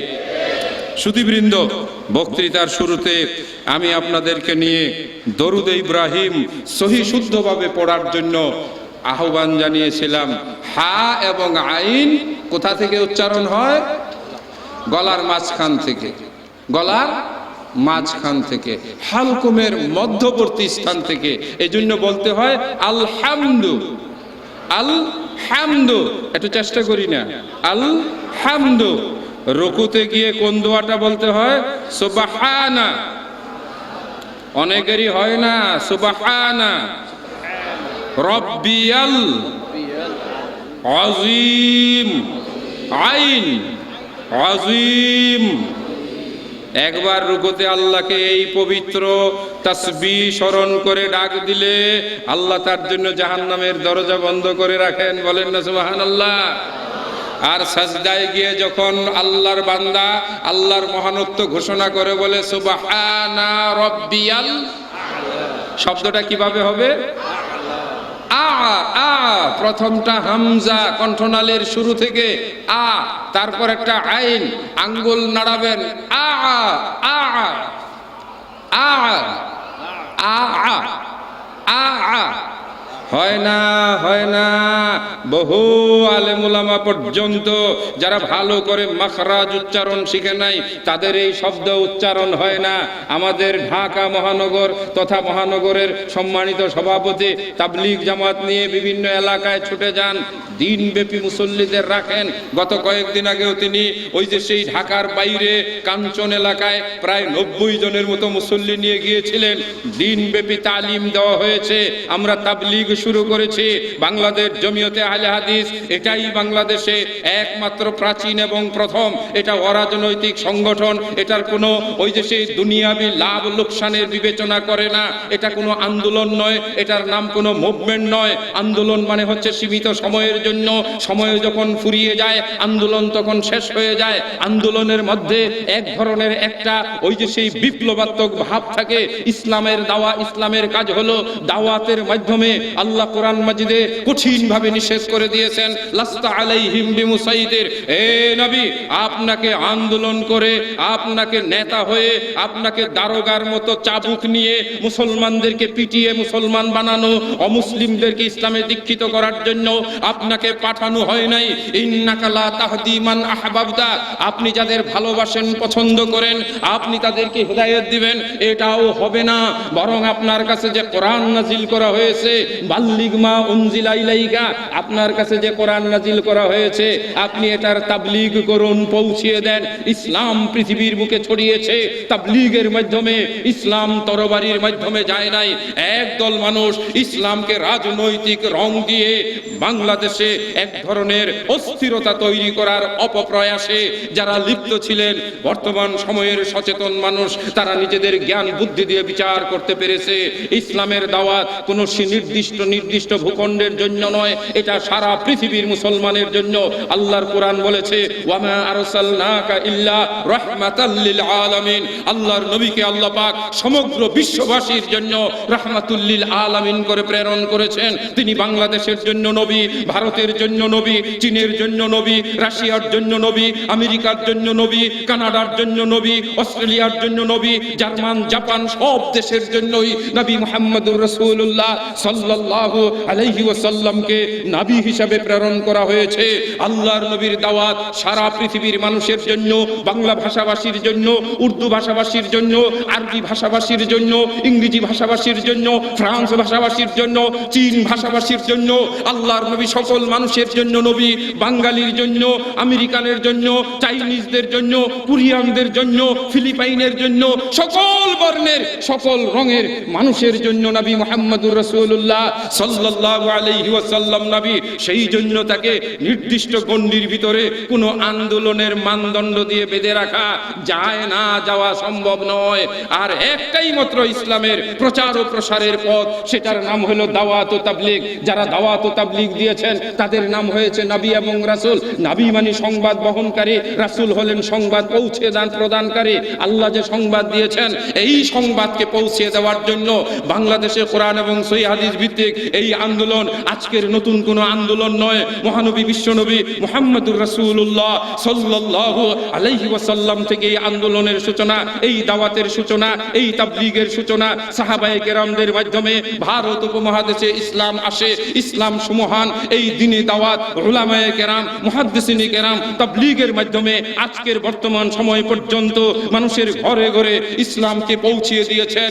বাংলাদেশে সহিহ হাদিস ভিত্তিক কোরআনের দাওয়াত, শিরক মুক্ত কোরআনের দাওয়াত, তাওহীদের দাওয়াত এবং বিদআত মুক্ত আমল প্রতিষ্ঠিত করার জন্য মুহাদ্দিসিনে কেরামগণের আপ্রাণ প্রচেষ্টা এবং তাদের পরবর্তী সময়ে বাংলাদেশ তথা পূর্ব পাকিস্তান, পূর্ব পাকিস্তানের পূর্বে নিখিল বঙ্গ ভারত, ভারত তথা ইন্ডিয়া তথা ব্রিটিশ শাসনের সময় আল্লামা আব্দুল্লাহ আল কাফি আল কুরাইশি রাহিমাহুল্লাহ তাআলা বাংলাদেশ এই নিখিল বঙ্গের বাঙালি এই মুসলিমদেরকে একটি ঐক্যবদ্ধ সংগঠনের ছাতাতলে একত্রিত করে তাদেরকে তালিম এবং তারবিয়াত, তাদেরকে শিক্ষা দেওয়ার জন্য যে জামাত প্রতিষ্ঠিত করে গেছেন, আজকে সেটাই বাংলাদেশ জমিয়তে আহলে হাদিস। বলুন কথা ঠিক না বেঠিক? এই নামটির ভিতরে কোনো আন্দোলন নাই, এই নামের ভিতরে কোনো বিপ্লব নাই, এই নামের ভিতরে কোনো ওই যে সেই রাজনৈতিক চিন্তাধারা নাই, এই নামের ভিতরে আছে শুধু দাওয়াত এবং তাবলীগ। এভাবেই চলছিল। অর্থ যেখানে আসে অনর্থ সেখানে উকি দেয়। অর্থের লোভ যখন দেখা দেয় মানুষের ভিতরে ঐক্যের বন্ধন ফাটল ধরে এবং তা বিচ্ছিন্ন হয়। এমনি একটি অর্থনৈতিক স্বার্থপরতার কারণকে কেন্দ্র করে আমাদের এই নিখিল বঙ্গ ভারত তথা পাকিস্তান তথা বর্তমান বাংলাদেশের এই অখণ্ড এই জামাতের ঐক্যকে নষ্ট করে আন্দোলনের নাম দিয়ে যারা বেরিয়ে গিয়েছিলেন, আমাদের দরজা তাদের জন্য বারবার খোলা রাখা হয়েছে। আপনারা ফিরে আসুন আপনার পুরাতন ঘরে, আসুন দাওয়াত ও তাবলীগের কাজে আমরা ঐক্যবদ্ধ হয়ে একসাথে এই দাওয়াতি কাজ চালিয়ে যাব। আপনারা যদি আপনাদের মন মতো চলেন, আপনারা যদি আপনাদের মন মতো বলেন বাংলাদেশের স্বাধীনতা এটা আমাদের গর্ব গরিমা, আমি বাংলাদেশের নাগরিক, আমার বাংলাদেশের পতাকা এটা আমার স্বাধীনতার প্রতীক, বাংলাদেশের স্বাধীনতা 16 কোটি মানুষের জন্য এটা এক বিশাল বড় অর্জন। বাংলাদেশের স্বাধীনতা অর্জনে যারা জীবন দিয়েছেন তারা আমাদের আজীবন শ্রদ্ধেয়। সুতরাং স্বাধীনতা, সার্বভৌমত্ব, রাষ্ট্রের সংবিধান, আইন কানুনকে তোয়াক্কা না করে যারা কথা বলবে অথবা তাদের সম্পর্কে যখন রাষ্ট্রবিরূপ মন্তব্য করবে অথবা তাদের প্রতি যখন আইনানুগ ব্যবস্থা নেওয়ার পদক্ষেপ নেবে, আর তখন যদি বলা হয় আমাদেরকে জমিয়তে নেওয়া হয় না, তখন এটা বড় আফসোসের বিষয় হয়ে দাঁড়ায়। আমরা এমন কোনো সেই পথ বন্ধ করে রাখা হয় নাই যে জমিয়তে আসা যাবে না। আমার প্রাণের ভাইয়েরা, দাওয়াতি সংগঠনে আসতে হলে সব ধরনের উগ্রতা, সব ধরনের ওই যে সেই বলা যেতে পারে রাষ্ট্রদ্রোহিতামূলক বক্তব্য, কথা থেকে নিজেকে সংযত করে অবশ্যই এই দেশের স্বাধীনতা, সার্বভৌমত্বের প্রতি আস্থা এবং সম্মান রেখে এই দেশকে পুনর্গঠন, শান্তিপূর্ণ রাষ্ট্রে পরিণত করার নাগরিক দায়িত্ব কাঁধে নিয়েই আমাদেরকে দাওয়াত ও তাবলীগের কাজ করতে হবে। বলুন কথা ঠিক না বেঠিক? আবেগ দিয়ে অনেক কিছু বলে ফেলা যায়, মঞ্চে বসে অনেক কিছু বক্তব্য রাখা যায়, কিন্তু সেই বক্তব্যের বাস্তবতাও অনুসন্ধান করে দেখা দরকার। আমার প্রাণের ভাইয়েরা, দাওয়াত ও তাবলীগ ইসলামের মৌলিক বিষয় কথা প্রসঙ্গে আমি একটু দূরে সরে গেছি, শিখাতে শুরু করেছিলাম সুবহান রাব্বিয়াল, জোরে একটু উচ্চারণ করে বলি সুবহান রাব্বিয়াল আ'লা। আল্লাহর সুমহান নাম, আল্লাহর জিকির, আল্লাহর তাসবিহ, এটি আমাদেরকে জান্নাতমুখী করবে, এটি আমাদেরকে নাজাতের ব্যবস্থা করবে। জোরে আওয়াজ করে বলে আলহামদুলিল্লাহ। সূরা নাবা যেটি আমি আপনাদের সামনে পড়েছিলাম, আল্লাহ পাক এই সূরার ভিতরে কিছু কথা আপনাদের উদ্দেশ্যে বলেছেন। আমি সহজ ভাষায় একটু বাংলা অনুবাদ করে শোনাই। আল্লাহ বলেন তারা পরস্পর আলোচনা করে, কি বিষয় নিয়ে আলোচনা করে? আনিন নাবাইল আজিম, একটা ভয়ানক ভয়ঙ্কর সংবাদ নিয়ে। আল্লাহ বলেন কাল্লা সায়ালামুন, কেন নয় তারা অচিরেই জেনে যাবে, কেন নয় তারা অচিরেই জেনে যাবে। আলাম নাজআলিল আরজা মিহাদা, হে মানুষেরা আমি কি তোমাদের জন্য জমিনকে বিছানা করে দেই নাই? ওয়াল জিবালা আওতাদা, পাহাড়গুলোকে কি আমি খিলাল বানিয়ে দেই নাই? ওয়া খালাকনাকুম আজওয়াজা, আমি কি তোমাদেরকে জোড়ায় জোড়ায় বানাই নাই? ওয়া জাআলনা নাওমাকুম সুবাতা, আমি কি তোমাদের ঘুমানোর জন্য আরামদায়ক ঘুমের ব্যবস্থা করি নাই? ওয়া জাআলনাল লাইলা লিবাসা, আমি কি রাত বানিয়ে তোমাদের ওই রাতে বিশ্রামের জন্য পোশাকের মতো রাতকে তোমাদের জন্য তৈরি করে দেই নাই? ওয়া জাআলনান নাহারা মাআশা, আমি কি দিনকে তোমাদের কাজের জন্য উপযুক্ত করে বানাই নাই? ওয়া আনজালনা মিনাল মুসিরাতি মাআন সাজ্জাজা, আমি কি আসমানের ওই মেঘমালা থেকে দলে দলে ওই মেঘমালা থেকে তোমাদের জন্য বৃষ্টি বর্ষণ করি না? আল্লাহ পাক জিজ্ঞাসা করেন ওয়া জাআলনা লিনুখরিজা বিহি হাব্বান ওয়া নাবাতা, আসমান থেকে বৃষ্টির পানি দিয়ে অতঃপর আমি সেখান থেকে তোমাদের শস্য দানা, তোমাদের খাদ্য, তোমাদের ফলমূল শাকসবজিকে আমি তৈরি করি না? এতগুলো কথা বলার পর, এতগুলো কথা বলার পর এবার আল্লাহ বলতেছেন ইন্না জাহান্নামা কানাত মিরসাদা ইন্না লিল্লাহি ওয়া ইন্না ইলাইহি রাজিউন। আমার আল্লাহ এত কথা বললেন, আমি তোমাকে দিন দিলাম, আমি তোমাকে রাত দিলাম, আমি তোমাকে আকাশ থেকে বৃষ্টি দেই, আমি তোমাদেরকে জোড়ায় জোড়ায় বানাই। এরপরে আল্লাহ বলছেন ইন্না জাহান্নামা, অবশ্যই জাহান্নাম, অবশ্যই জাহান্নাম কানাত মিরসাদা, এটাকে তোমাদের ঠিকানা বানানো হয়েছে, তোমাদের কাছে টেনে আনা হচ্ছে, এটা তোমাদের নিক্ষিপ্ত হওয়ার জায়গা, এটা হলো ভয়ঙ্কর এক জায়গা, এটা হলো কঠিন এক ঠিকানা।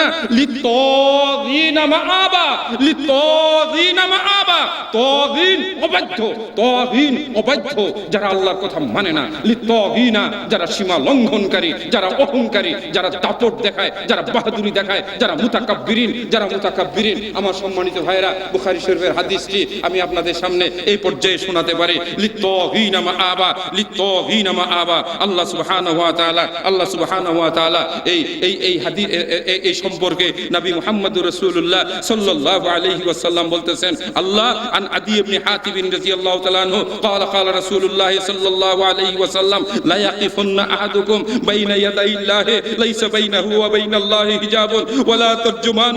একটু ভালো করে শুনুন, কিয়ামতের দিন আল্লাহ এবং তার বান্দা কিয়ামতের দিন এক আল্লাহর সামনে দাঁড়াবে, লাইসা বাইনাল্লাহি ওয়া বাইনাহুম হিজাবুন, ওই মানুষ আর আল্লাহর মাঝখানে কোনো পর্দা থাকবে না। ওয়ালা তারজুমানুন, অনুবাদ করে দেওয়ার মতো, অনুবাদ করে দেওয়ার মতো অন্য কোনো মানুষ থাকবে না, অন্য কোনো মানুষ থাকবে না। আল্লাহ জিজ্ঞাসা করবেন, আল্লাহ জিজ্ঞাসা করবেন সুম্মা লা ইয়াকুলুন্না, অতএব আল্লাহ বলবেন আলাম আলাম আলাম উতিকা মালান, আমি কি তোমাকে ধন সম্পদ দেই নাই, আমি কি তোমাকে ধন সম্পদ দেই নাই? ফালি, সেই লোকটা বলবে ফালিয়াকুলু বালা, সে বলবে অবশ্যই অবশ্যই। সুম্মা লা ইয়াকুলান্না আলাম উরসিলা ইলাইকা রাসূলান, হে আমার বান্দা তোমার কাছে কি কোনো নবী রাসূল যায় নাই? লা ইয়াকুলান্না বালা বালা, ফায়ানজুরু আন ইয়ামিনিহি ওয়া আন শিমালিহি ওয়া আন আমামিহি, ওই লোকটা তখন দেখবে তার সামনে, তার পিছনে, তার ডানে, তার বামে শুধু আগুন আর আগুন, আগুন আর আগুন। আগুন দেখে লোকটা ভয়ে ভীত হয়ে উঠবে, ভয়ে ভীত হয়ে উঠবে। আল্লাহ রাসূল তখন বলেন, আল্লাহ রাসূল তখন বলেন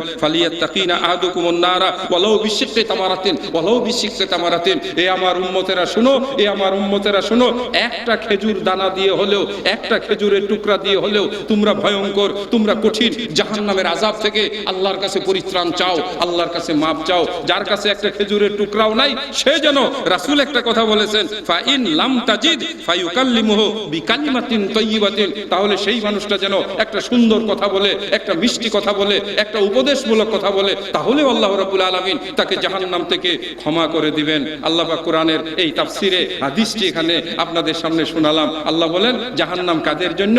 লিত্তাগিনা মাআবা, যারা অবাধ্য তাদের জন্য জাহান্নাম হবে ঠিকানা। সেখানে তাদের কি হবে? লাবিসিনা আহকাবা, লাবিসিনা আহকাবা, জাহান্নামের ভিতরে তারা থাকবে হুকবা, হুকবা, এক হুকবা, হানা ওই যে টঙ্গীর তাবলীগ ইজতেমার ভাষায় এক হুকবা কত হাজার কোটি বছর? হ্যাঁ, 2,88,00,000 বছর, 2,88,00,000 বছর। হানাফি মাযহাবের ওই যে টঙ্গীর ইজতেমাওয়ালারা একটা হিসাব করেছে, হিসাবটা সহি না ভুল? আওয়াজ করে বলেন সহি না ভুল? কে তাদেরকে এই হিসাব দিল? 2,88,00,000 বছর। বরং হুকবা, আল্লাহ কোরআনে বলেন লাবিসিনা ফিহা আহকাবা, লাবিসিনা ফিহা আহকাবা, তারা জাহান্নামের ভিতরে হুকবা, হুকবা, অসংখ্য হুকবা বছর পর্যন্ত, তার মানে হলো কোটি কোটি কোটি বছর পর্যন্ত তারা জাহান্নামের আগুনের ভিতরে জ্বলবে, জাহান্নামের আগুনের ভিতরে জ্বলবে। এরপরে আল্লাহ বলেন এই জাহান্নামীদেরকে কি খাবার দেওয়া হবে? তারা সেখানে কি করবে? আল্লাহ বলেন লাবিসিনা ফিহা আহকাবা লা ইয়াযুকুনা ফিহা বারদান ওয়ালা শারাবা, জাহান্নামের ভিতরে যখন তাদেরকে নিক্ষেপ করা হবে, পিপাসায় কাতর হয়ে লোকগুলো কাঁদতে থাকবে আর বলবে রব্বুল আলামিন আমাদেরকে একটু পিপাসায় বড় কাতর হয়ে গেছি, আমাদেরকে একটু পানি দাও, পানি দাও, পানি দাও। আল্লাহ কোরআন মাজিদের অন্য আয়াতে বলেন জাহান্নামবাসীরা জান্নাতবাসীদেরকে বলবে ওগো জান্নাতবাসীরা আমাদেরকে একটু পানি দাও, আর সহ্য করতে পারি না, শরীর আর সহ্য করে না। আল্লাহ নবী বলেন জাহান্নামীদের শরীরটাকে এত বড় করা হবে, এত প্রশস্ত করা হবে, আমার বন্ধুরা হেসো না, হেসো না, জাহান্নামের জন্য নিজে কিছুটা চিন্তিত হও। আল্লাহ রাসূল বলেন এক কাঁধ থেকে নিয়ে আরেক কাঁধ পর্যন্ত, এই গর্দান থেকে নিয়ে এই গর্দান পর্যন্ত একজন জাহান্নামীর এই গর্দানের দূরত্ব হবে একটা দ্রুতগামী ঘোড়া নিয়ে, একটা দ্রুতগামী ঘোড়া নিয়ে কোনো একজন ঘোড় সওয়ারি যদি একটানা 3 দিন পর্যন্ত দৌড়াইয়া যায়, যতটুকু রাস্তা হবে, নবী মুহাম্মদুর রাসূলুল্লাহ সাল্লাল্লাহু আলাইহি ওয়াসাল্লাম বলেন জাহান্নামীদের এক কাঁধ থেকে আরেক কাঁধ পর্যন্ত এতটা দূরত্ব হবে। আল্লাহ রাসূল বলেছেন জাহান্নামীদের এক একটা দাঁত হবে উহুদ পাহাড়ের মতো বড় বড়। 30টা দাঁত যদি একটা মানুষের মুখে হয়, 30টা উহুদ পাহাড়ের বড় বড় বড় এক একটা দাঁত হবে। আল্লাহ রাসূল বলেন, এটি মুসলিম শরীফে বর্ণিত হাদিস, জাহান্নামের দৈর্ঘ্য হবে, জাহান্নামীদের শরীরের আয়তন হবে, মদিনার দিকে যদি সে এক হাত রাখে আর একটা হাত যদি সে মক্কার দিকে বাড়িয়ে দেয়, মাঝখানের রাস্তাটা ওই মানুষটার দেহে ভরে যাবে। আল্লাহু আকবার, আল্লাহু আকবার, আল্লাহু আকবার। ইন্না লিল্লাহি ওয়া ইন্না ইলাইহি রাজিউন, ইন্না লিল্লাহি ওয়া ইন্না ইলাইহি রাজিউন। আমার ভাইয়েরা, জাহান্নামের শাস্তি শক্ত, কথা ঠিক না বেঠিক? জাহান্নামের বর্ণনা করেছেন কে? প্রথমত আল্লাহ। জাহান্নামের বর্ণনা শুনিয়েছেন কে? নবী মুহাম্মদুর রাসূলুল্লাহ সাল্লাল্লাহু আলাইহি ওয়াসাল্লাম। বড় কঠিন দুঃসংবাদ, বড় কঠিন দুঃসংবাদ। আল্লাহ সুবহানাহু ওয়া তাআলা কোরআন মাজিদের এই জায়গায় বলতেছেন লিত্তাগিনা মাআবা লাবিসিনা ফিহা আহকাবা লা ইয়াযুকুনা ফিহা বারদাও ওয়ালা শারাবা, তাদেরকে কোনো ঠান্ডা কিছু পান করতে দেওয়া হবে না। হাল আতাকা হাদিসুল গাশিয়া, হাল আতাকা হাদিসুল গাশিয়া ওয়ুজুহু ইয়াওমা ইযিন খাশিআ আমিলাতুন নাসিবা তাসলা নারান হামিয়া। এই আয়াতগুলোর অর্থ, হে নবী আপনাকে কি জানানো হয় নাই, হাল আতাকা আপনাকে কি অবহিত করানো হয় নাই হাদিসুল গাশিয়া, ওই ভয়ে ভীত সন্ত্রস্ত চেহারার মানুষগুলো, যাদের চেহারা সেদিন ভয়ে থরথর করে কাঁপবে, বুজুহুন ইয়াউমাইযিন খাশিআ, যেই চেহারাগুলো কালো হয়ে যাবে, যেই চেহারাগুলো ভয়ে ভয়ে ভীত সন্ত্রস্ত হয়ে যাবে। আল্লাহ কোরআন মাজিদে বলেন কিছু চেহারা হবে কালো কালো, ভয়ঙ্কর কালো। নবী মুহাম্মদুর রাসূলুল্লাহ সাল্লাল্লাহু আলাইহি ওয়াসাল্লাম বলেন, এই কোরআন মাজিদের আয়াতের তাফসিরে এই হাদিসটিকে উল্লেখ করা হয়, যখন তাদের চামড়া পুড়ে যাবে, যখন তাদের চামড়া পুড়ে যাবে, ওয়ালাম্মা নাসিজাত জুলুদুহুম বাদদালনাহুম জুলুদান, আল্লাহ বলেন এই চামড়া যখন পুড়ে যাবে, এই চামড়া যখন পুড়ে যাবে, আবার নতুন চামড়া তাদের শরীরে লাগিয়ে দেওয়া হবে, আবার নতুন চামড়া তাদের শরীরে লাগিয়ে দেওয়া হবে। আল্লাহ রাসূল বলেন চামড়ার পুরুত্ব কত হবে? 43 গজ। এক একটা মানুষের শরীরের চামড়া মোটা হবে 43 গজ পরিমাণ। জোরে বলেন নাউজুবিল্লাহ, আস্তাগফিরুল্লাহ, আস্তাগফিরুল্লাহ। একটু অবিশ্বাস্য মনে হচ্ছে, তাই না? আমাদের শরীরের চামড়া 43 গজ হবে। এত ভয়ঙ্কর আগুনের জ্বালায় মুহূর্তের মধ্যে গজে গজে চামড়া পুড়ে যাবে, আবার সেই চামড়াগুলো হয়ে যাবে, চামড়া পুড়ে পুড়ে কালো আলকাতরা হয়ে নিচে গড়াতে থাকবে। ওইগুলোর সঙ্গে রক্ত এবং পুজ মিশ্রিত হবে। রক্ত এবং পুজ মিশ্রিত এই শরাবগুলো, এই খাদ্যগুলো মদ পানকারীদের গলায় ঢালা হবে, মদ পানকারীদেরকে খাওয়ানো হবে। যত ধরনের নোংরা পচা দুর্গন্ধ এবং সবচেয়ে পজ রুক্ত মিশ্রিত নারীদের ওই দেশে সবচেয়ে ঘৃণিত, সবচেয়ে নোংরা যে জিনিসগুলো, এইগুলো জাহান্নামীদের শরীরের পুড়ে যাওয়া রক্ত এবং গোশত একত্রিত করে তাদের মুখের মধ্যে ঢালা হবে। তাদের গলা দিয়ে এই রক্তগুলো প্রবেশ করে তাদের পায়খানার রাস্তা দিয়ে গোল গোল করে বেরিয়ে যাবে। আর লোকটা কেঁদে কেঁদে চিৎকার করে বলবে, আয় আল্লাহ উনজুরু ইলাইয়া, উনজুরু ইলাইয়া ওয়ারহাম ইলাইয়া। আর তখন আল্লাহ সুবহানাহু ওয়া তাআলার পক্ষ থেকে ঘোষণা দিবে, ওয়ালা হুম ইউনজারুন, তাদের দিকে তাকানো হবে না, ওয়ালা ইউনসারুন, তাদেরকে কোনো সাহায্যও করা হবে না, তাদের দিকে তাকানো হবে না। হে মদপানকারী ভাইয়েরা, পুলিশের ভয়ে আপনি দৌড়িয়ে পালিয়ে বেড়ান, ইয়াবার ব্যবসায়ীরা আপনাদের জন্য ভয়ঙ্কর শাস্তি। ইয়াবা ব্যবসা করে আপনি দালান কোঠা বানিয়েছেন, আপনি ঘুষের টাকা দিয়ে দালান কোঠা বানিয়েছেন। গত কয়েকদিন আগে টেলিভিশনের পর্দায় একজন দাড়িওয়ালা মানুষ, মাথায় সুন্দর টুপি এবং মাশাআল্লাহ দেখে মনে হয় মুসল্লি, তাকে আমাদের বাংলাদেশের দুর্নীতি দমন কমিশনের কর্মকর্তারা জিজ্ঞাসাবাদের জন্য গ্রেফতার করেছেন। হিসাব নিকাশে তার অসংখ্য বাড়ি, শত শত কোটি টাকা, আর তার বিত্ত বৈভব। একজন সরকারি কর্মকর্তা হয়ে এত কোটি টাকার মালিক, যেন সবাই চমকে উঠেছে, এটা কি করে সম্ভব? হে আল্লাহর বান্দা, হে আল্লাহর বান্দা, কার জন্য তুমি এত টাকা চুরি করলে, এত টাকা ঘুষ খেলে, এত টাকা তুমি বানিয়েছো? হয়তো তোমার বাংলাদেশের আইনে 10 বছর, 20 বছর, 50 বছর যাবজ্জীবন জেল হবে, এখানেই তো খেলা শেষ নাকি? তারপরে হয়তো তোমার এই দেশের আইন অনুযায়ী একদিন হয়তো তুমি জেলখানা থেকে বেরিয়ে আসবে, কিন্তু আল্লাহর দরবারে তোমার কি জবাব হবে? কখনো কি তুমি ভেবেছো? এ নারীরা, হে আমার মা বোনেরা, হে আমার মা বোনেরা, যারা আল্লাহর হুকুমকে অমান্য করে আজকের বর্তমান সমাজে তোমরা এক ধরনের অস্থিরতা তৈরি করে চলছো। প্রতিদিন নারীর হাতে এখন পুরুষ মরছে। বলেন কথা ঠিক না বেঠিক? নারীরা এখন পুরুষ নির্যাতনকারী হয়ে গেছে, কথাটা সত্য। আদালত পাড়ায় গিয়ে খোঁজ নেবেন, নারী নির্যাতনের মামলার 95টাই মিথ্যা, 95টাই মিথ্যা। কারণ এই আইনের ধারাগুলো এত কঠিন। যদি খালি কোনো নারী বলল আমাকে অমুক পুরুষে আমার দিকে হাত বাড়িয়েছে, নির্যাতন করেছে, গ্রেফতার বিনা বাক্যে। আর তারপরে 3 মাসের আগে কোনো জামিন মুক্তির ব্যবস্থা নাই, বড় কঠিন আইন। এই আইনের সুযোগ নিয়ে নারীরা স্ত্রীরা স্বামী নির্যাতন করে চলছে, পাড়া প্রতিবেশী নির্যাতন করে চলছে, মামলা মোকদ্দমা দিয়ে চলছে। পত্রিকায় ঢাকার শহরের এক নারীর খবর শুনেছিলাম, এক জমি বিক্রি করে 10 জনের কাছ থেকে টাকা নিয়েছে।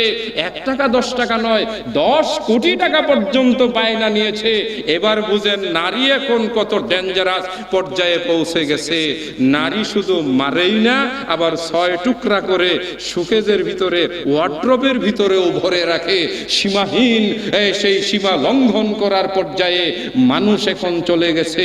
যুবকদের ভিতরে এক ধরনের হিংস্রতা তৈরি হয়েছে। হালাল আর হারাম মানুষ বাঁচে না। বলেন কথা ঠিক না বেঠিক?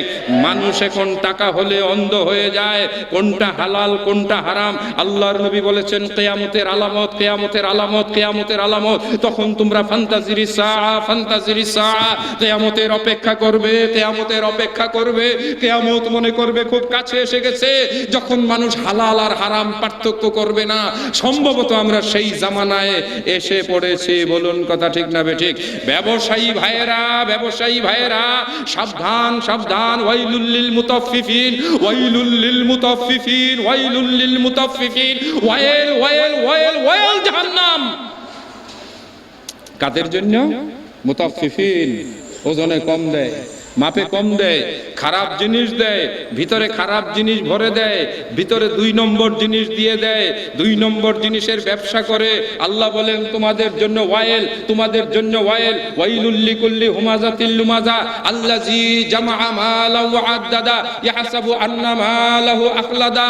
আল্লাহ কোরআন মাজিদে বলেন, আল্লাহ কোরআন মাজিদে বলেন, যারা শুধু সম্পদ জমায়, সম্পদ জমায়, আর তারা মনে করে আমার সম্পদ কোনোদিন নষ্ট হবে না, নষ্ট হবে না। আল্লাহ তাদের জন্য দুঃসংবাদ দিয়ে বলেন তোমাদের জন্য কঠিন জাহান্নাম, কঠিন জাহান্নাম। ওয়া মা আদরাকা মাল হুতামা, হুতামা, হুতামা কোন জাহান্নাম? হুতামা একটা জাহান্নামের নাম, হুতামা একটা জাহান্নামের নাম। আল্লাহ বলেন ওয়া মা আদরাকা মাল হুতামা, তুমি কি জানো হুতামা কাকে বলা হয়? আল্লাহ কোরআন মাজিদে বলেন নারুন হামিয়া, নারুন হামিয়া, উত্তপ্ত প্রজ্বলিত আগুন, ভয়ানক আগুন, যেই আগুনের কথা তোমরা ভাবতেও পারো না, ভাবতেও পারো না। নবী মুহাম্মদুর রাসূলুল্লাহ সাল্লাল্লাহু আলাইহি ওয়াসাল্লাম বলেন জাহান্নামের ফেরেশতা মালিককে হুকুম দেওয়া হলো আগুনের মধ্যে তুমি ফু দিতে থাকো। আগুনের মধ্যে তিনি ফু দিতে থাকলেন। 1000 বছর পর্যন্ত ফুয়ানোর পরে আগুনের রং লাল হয়ে গেল। আল্লাহ হুকুম করলেন আবার তুমি আগুনে ফু দিতে থাকো। আবার তিনি ফু দিতে লাগলেন। 1000 বছর পর্যন্ত আগুনে ফু দিতে লাগলেন। এক পর্যায়ে আগুনের রং সাদা হয়ে গেল। আল্লাহ বললেন না না না, হবে না, হবে না। যারা অবাধ্য, যারা কাফের, যারা মুশরিক, যারা বেঈমান, যারা আমার আদেশকে অমান্য করে, আমার বিধানকে নিয়ে যারা ঠাট্টা মশকরা করে। মেয়েরা কোরআনের বিধান পর্দাকে নিয়ে ঠাট্টা মশকরা করে। মেয়েরা আল্লাহর কোরআনের বিধান মাথায় কাপড় দেওয়াকে পায়ে লাথি মেরে ফেলে। মেয়েরা নামের স্বামীর সেবা করাকে ওই নিজের দায়িত্ব মনে না করে স্বামীর সঙ্গে তারা দুর্ব্যবহার করে। মেয়েরা ঠোঁটে লিপস্টিক লাগিয়ে পর পুরুষের সঙ্গে হাসি তামাশা করার জন্য ঘর থেকে বের হয়। বলেন কথা ঠিক না বেঠিক? অসংখ্য মা বোনেরা বক্তৃতা শুনতে এসেছেন, অথবা সাউন্ড বক্সের মাধ্যমে যেসব মা বোনেরা বক্তৃতা শুনছেন, যারা টেলিভিশনের জলসার নাটক দেখে, ভারতের ওইসব চিত্র কল্প দেখে যারা কুটনামি শিখেন, শাশুড়ির সঙ্গে দুর্ব্যবহার করেন, আর যুবক ভাইয়েরা বউ নিয়ে যারা বাসা ভাড়া করে আরামে আয়েসে থাকেন, বাড়িতে বৃদ্ধ বাবা মা অসুস্থ না খেয়ে থাকে, তাদের জন্য জাহান্নামের কোন জায়গা, জাহান্নামের কোন জায়গা? লম্বা আলোচনা। 70টি কবিরা গুনাহ রয়েছে, 70টি কবিরা গুনাহ রয়েছে। একটি কবিরা গুনাহকারীদেরকে আল্লাহ পাক জাহান্নামের কিনারায় ডেকে নিয়ে আসবেন, আর জান্নাতবাসীরা তাদের কাছে গিয়ে জিজ্ঞাসা করবেন, হুম ইয়াতাসাআলুন, তারা জিজ্ঞাসা করবেন আনিল মুজরিমিন, পাপীদেরকে, মা সালাকাকুম ফি সাকার, বন্ধুরা কোন পাপের জন্য তোমরা জাহান্নামের ভিতরে এসেছো? তারা তখন বলবে ক্বালু লাম নাকু মিনাল মুসাল্লিন, আমরা নামাজি ছিলাম না, নামাজি ছিলাম না। আরেক আয়াতের ভিতরে আল্লাহ বলছেন যারা নামাজ নষ্ট করে, যারা সহিভাবে নামাজ পড়ে না, ও ভাইয়ের আমার, আশেপাশের যারা হানাফি মুসলিম ভাইয়েরা আছেন, আলেমগণ আছেন, আমি আপনাদেরকে কোরআনের আয়াত শুনিয়ে ভয় দেখিয়ে যাই। যারা নামাজ নষ্ট করেন, নামাজে সূরা ফাতিহা পড়েন না, নামাজের উপর রফলি আদায় করেন না, নামাজে জোরে আমিন বলেন না, আল্লাহর নবীর নামাজ যাদের কাছে ভালো লাগে না, আল্লাহ কোরআন মাজিদে বলেন, আল্লাহ কোরআন মাজিদে বলেন, যারা নামাজ নষ্ট করে আমি তাদেরকে গাইয়া নামক জাহান্নামের মধ্যে নিক্ষেপ করব। জোরে আওয়াজ করে বলি না নাউজুবিল্লাহ, আরো আওয়াজ করে বলি আস্তাগফিরুল্লাহ। নামাজ পড়ে না যারা, তারা যাবে সাকার নামক জাহান্নামে। যারা নামাজ নষ্ট করে তারা যাবে গাইয়া নামক গর্তে। গাই একটা গর্ত, জাহান্নামের একটা গর্ত। এই গর্তের পরিধি কত বড় হবে, কত বড় হবে? আল্লাহর নবী জিজ্ঞাসা করলেন, হে আমার সাহাবারা, জাহান্নামের গাই নামক গর্তটি কত গভীর? সাহাবারা বলেন, ইয়া রাসূলুল্লাহ, ইয়া রাসূলুল্লাহ, আমরা কেমন করে বলবো, আমরা কেমন করে বলবো? আল্লাহর নবীর সাহাবাদেরকে নিয়ে তিনি বসা ছিলেন। এমন সময় একটা বিরাট বড় শব্দ হলো, জমিনটা যেন কেঁপে উঠলো ভূমিকম্পের মতো। রাসূলও কেঁপে উঠলেন, সাহাবায়ে কেরামগণ কেঁপে উঠলেন। আল্লাহ রাসূল জিজ্ঞাসা করলেন, ওগো আমার সাহাবারা, এটা কিসের আওয়াজ শোনা গেল? সাহাবারা বলল, আল্লাহু ওয়া রাসূলুহু আলাম, আল্লাহ এবং আল্লাহর রাসূল সবচাইতে ভালো জানেন, আমরা জানি না, জানি না। আল্লাহ রাসূল বললেন, আমার সাহাবারা গো, শুনো শুনো, এটা ওই শব্দ, ওই শব্দ আজ থেকে 70 বছর আগে, আজ থেকে 70 বছর আগে জাহান্নামের মুখের মধ্যে একটা বিরাট বড় পাথরকে ছেড়ে দেওয়া হয়েছিল। 70 বছর পরে আজকে এই মুহূর্তে সেই পাথরটি জাহান্নামের অতীব তলদেশে এসে আঘাত করেছে। সেই আঘাতে সারা পৃথিবী পর্যন্ত কেঁপে উঠেছে। সেই আঘাতে জাহান্নামের ওই আঘাতটি এই 70টি বছর পরে পাথরটি পৌঁছেছে। গাই হলো ওই জাহান্নামের সবচাইতে নিম্নতর, গভীরতর, যেখানে সবচাইতে বেশি উত্তপ্ত আগুন থাকবে। যারা নামাজ নষ্ট করে তাদের শাস্তি। জোরে বলি নাউজুবিল্লাহ। নামাজ নষ্টকারী কি আমাদের মধ্যে আছে? জোরে বলেন আছে। তারা কি ভালো করে নামাজ পড়ে? তারা ভালো করে নামাজ আদায় করে না। একটা হলো যারা ভালো করে নামাজ আদায় করে না, নামাজ নষ্ট করে। আর একটা হলো একদল যারা নামাজ পড়েই না। নামাজ যারা পড়ে না তারা কোথায় যাবে? কোন জাহান্নামে? সাকার নামক জাহান্নামে। আল্লাহ কোরআনে বলছেন, আমি আপনাদের শোনাই নাকি? আপনাদের কি ক্লান্তি লাগতেছে? আপনারা যদি মনে করেন শেষ করি, তাহলে আমি শেষ করব। পাপীদেরকে তো এখনো ধরি নাই নাকি? মাঝে মাঝে একটু মহিলাদের কাছে আসি, সভাপতি মহোদয় আমাদের মহানগরে শেষ করব 2টার কাছাকাছি। আলহামদুলিল্লাহ, পরে আরো বক্তা আছে, দাওয়াতও আছে, আছে না?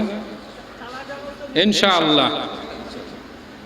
তাহলে একটু দরুদ ইব্রাহিমটা পড়ে নেই সহি শুদ্ধভাবে। আর বেনামাজিদের অবস্থাটা একটু জানাই। আল্লাহুম্মা, এটা মহব্বতে আল্লাহুম্মা, আল্লাহ, লামটা মোটা করে বলতে হয়, মুখটা ভরে বলতে হয়। আল্লাহ ডাক দিলে যদি মনটা ভরে যায়, কি কোন? ছেলে যখন বাপেরে ডাক দেয় আব্বু, বাপে মনে মনে কয় বাবারে আরেকটা ডাক দে, তোর জন্য 100 টাকা বাজেট, আরেকটা ডাক দিলে 500। কন্যা খুশি হয়ে, কথা ঠিক না বে ঠিক?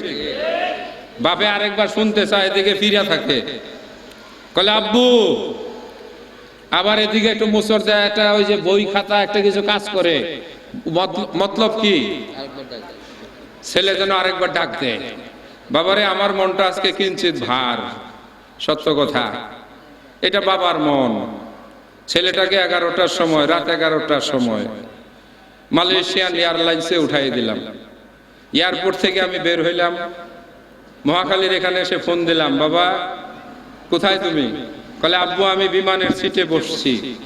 বললাম দোয়াটা বইলা নাও। কিছুক্ষণ পরে বিমান ছেড়ে দিল। আমি মগবাজারের এদিকে এসে ফোন দিলাম, আর ধরে না। ভিতরটা যেন থক করে উঠলো। এটাই তো বাস্তবতা। এটা বাবা আর ছেলে। আসমানের মালিক, জমিনের মালিক আল্লাহ। আরশে আজিমে সমাসীন, তাকিয়ে আছেন জমিনের দিকে, 2টা ঠোঁটের দিকে, তাই না?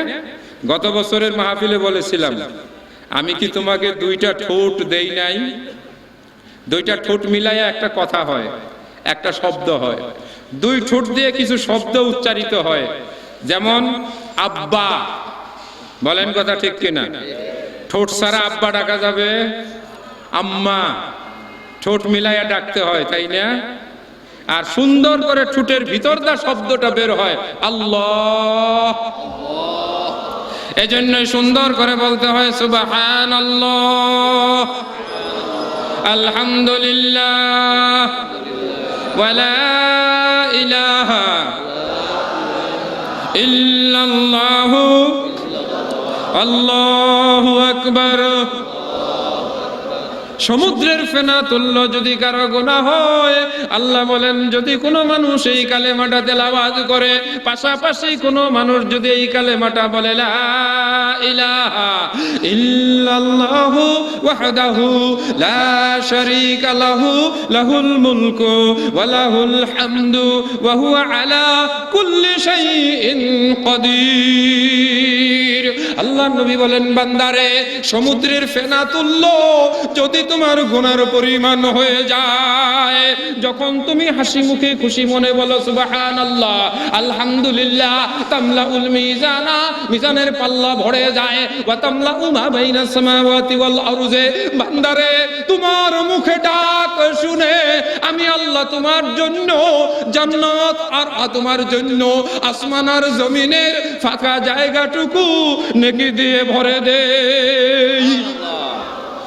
আল্লাহু আকবার, আল্লাহু আকবার। তবে আল্লাহকে ডাকতে হবে সুন্দর করে, যেভাবে আল্লাহ ডাকতে বলেছেন, শুধু এক শব্দ দিয়ে নয়। আল্লাহ যদি বলি সুবহানাহু ওয়া তাআলা, আল্লাহ জাল্লা শানুহু, সুবহানাল্লাহ, আলহামদুলিল্লাহ। আমাদের দেশের ভাইয়েরা আল্লাহকে বড় বড় সেই যেমন তেমন করে ডাকেন, মনে বড় কষ্ট লাগে। আল্লাহকে আল্লাহ আল্লাহ আল্লাহ এইভাবে ডাকেন, কেউ হু হু বলে ডাকেন, কেউ ইল্লা ইল্লা ইল্লা বলে ডাকেন, কেউ ইল্লাল্লাহ ইল্লাল্লাহ বলে ডাকেন। এগুলো একটাও নবী সাল্লাল্লাহু আলাইহি ওয়াসাল্লাম থেকে পাওয়া যায় না, তার কোনো সাহাবায়ে কেরাম ডাকে নাই। আল্লাহর জিকির করতে হবে, কাউলু লা ইলাহা ইল্লাল্লাহ, আলা বিযিকরিল্লাহি তাতমাইন্নুল কুলুব। মানুষের অন্তর প্রশান্তিতে ভরে যায়, মানুষের অন্তর তৃপ্তিতে ভরে যায় যখন একটা মানুষ সুন্দর করে একবার লা ইলাহা ইল্লাল্লাহ উচ্চারণ করে। এই উচ্চারণ শুনে, এই আবেগ শুনে, এই উচ্চারণ শুনে, এই কালেমার আওয়াজ শুনে আসমান জমিনের মালিক আরশে আজিম থেকে একটা সুসংবাদ প্রেরণ করেন, আমি তোমার জন্য জান্নাত দান করে দিলাম। সহিহ বুখারীর হাদিস, সহিহ বুখারীর হাদিস, আল্লাহর নবী বলেন মান ক্বালা লা ইলাহা ইল্লাল্লাহ ফাদাখালাল জান্নাহ। এই জন্য ভাইয়ের আমার, গভীর নিশির কালে মানুষ ঘুমিয়ে যখন থাকে, নামাজ পড়তে উঠো তখন বিশ্বপ্রভুর ডাকে, আল্লাহর ডাকে নামাজে দাঁড়িয়ে যদি তোমার চোখের অশ্রু ফেলে একবার আল্লাহর শানে পবিত্রতা ঘোষণা করতে পারো, তোমার জীবনের অনেক গুনাহ মাফ হয়ে যাবে। তবে শর্ত আছে, আল্লাহ কবুল করে না। ইন্নাল্লাহা লা ইয়াকবালু বিগলুলিন, আল্লাহ পাক অপবিত্র কোন সম্পদ দ্বারা অর্জিত কোন নেকিকে আল্লাহ কবুল করেন না।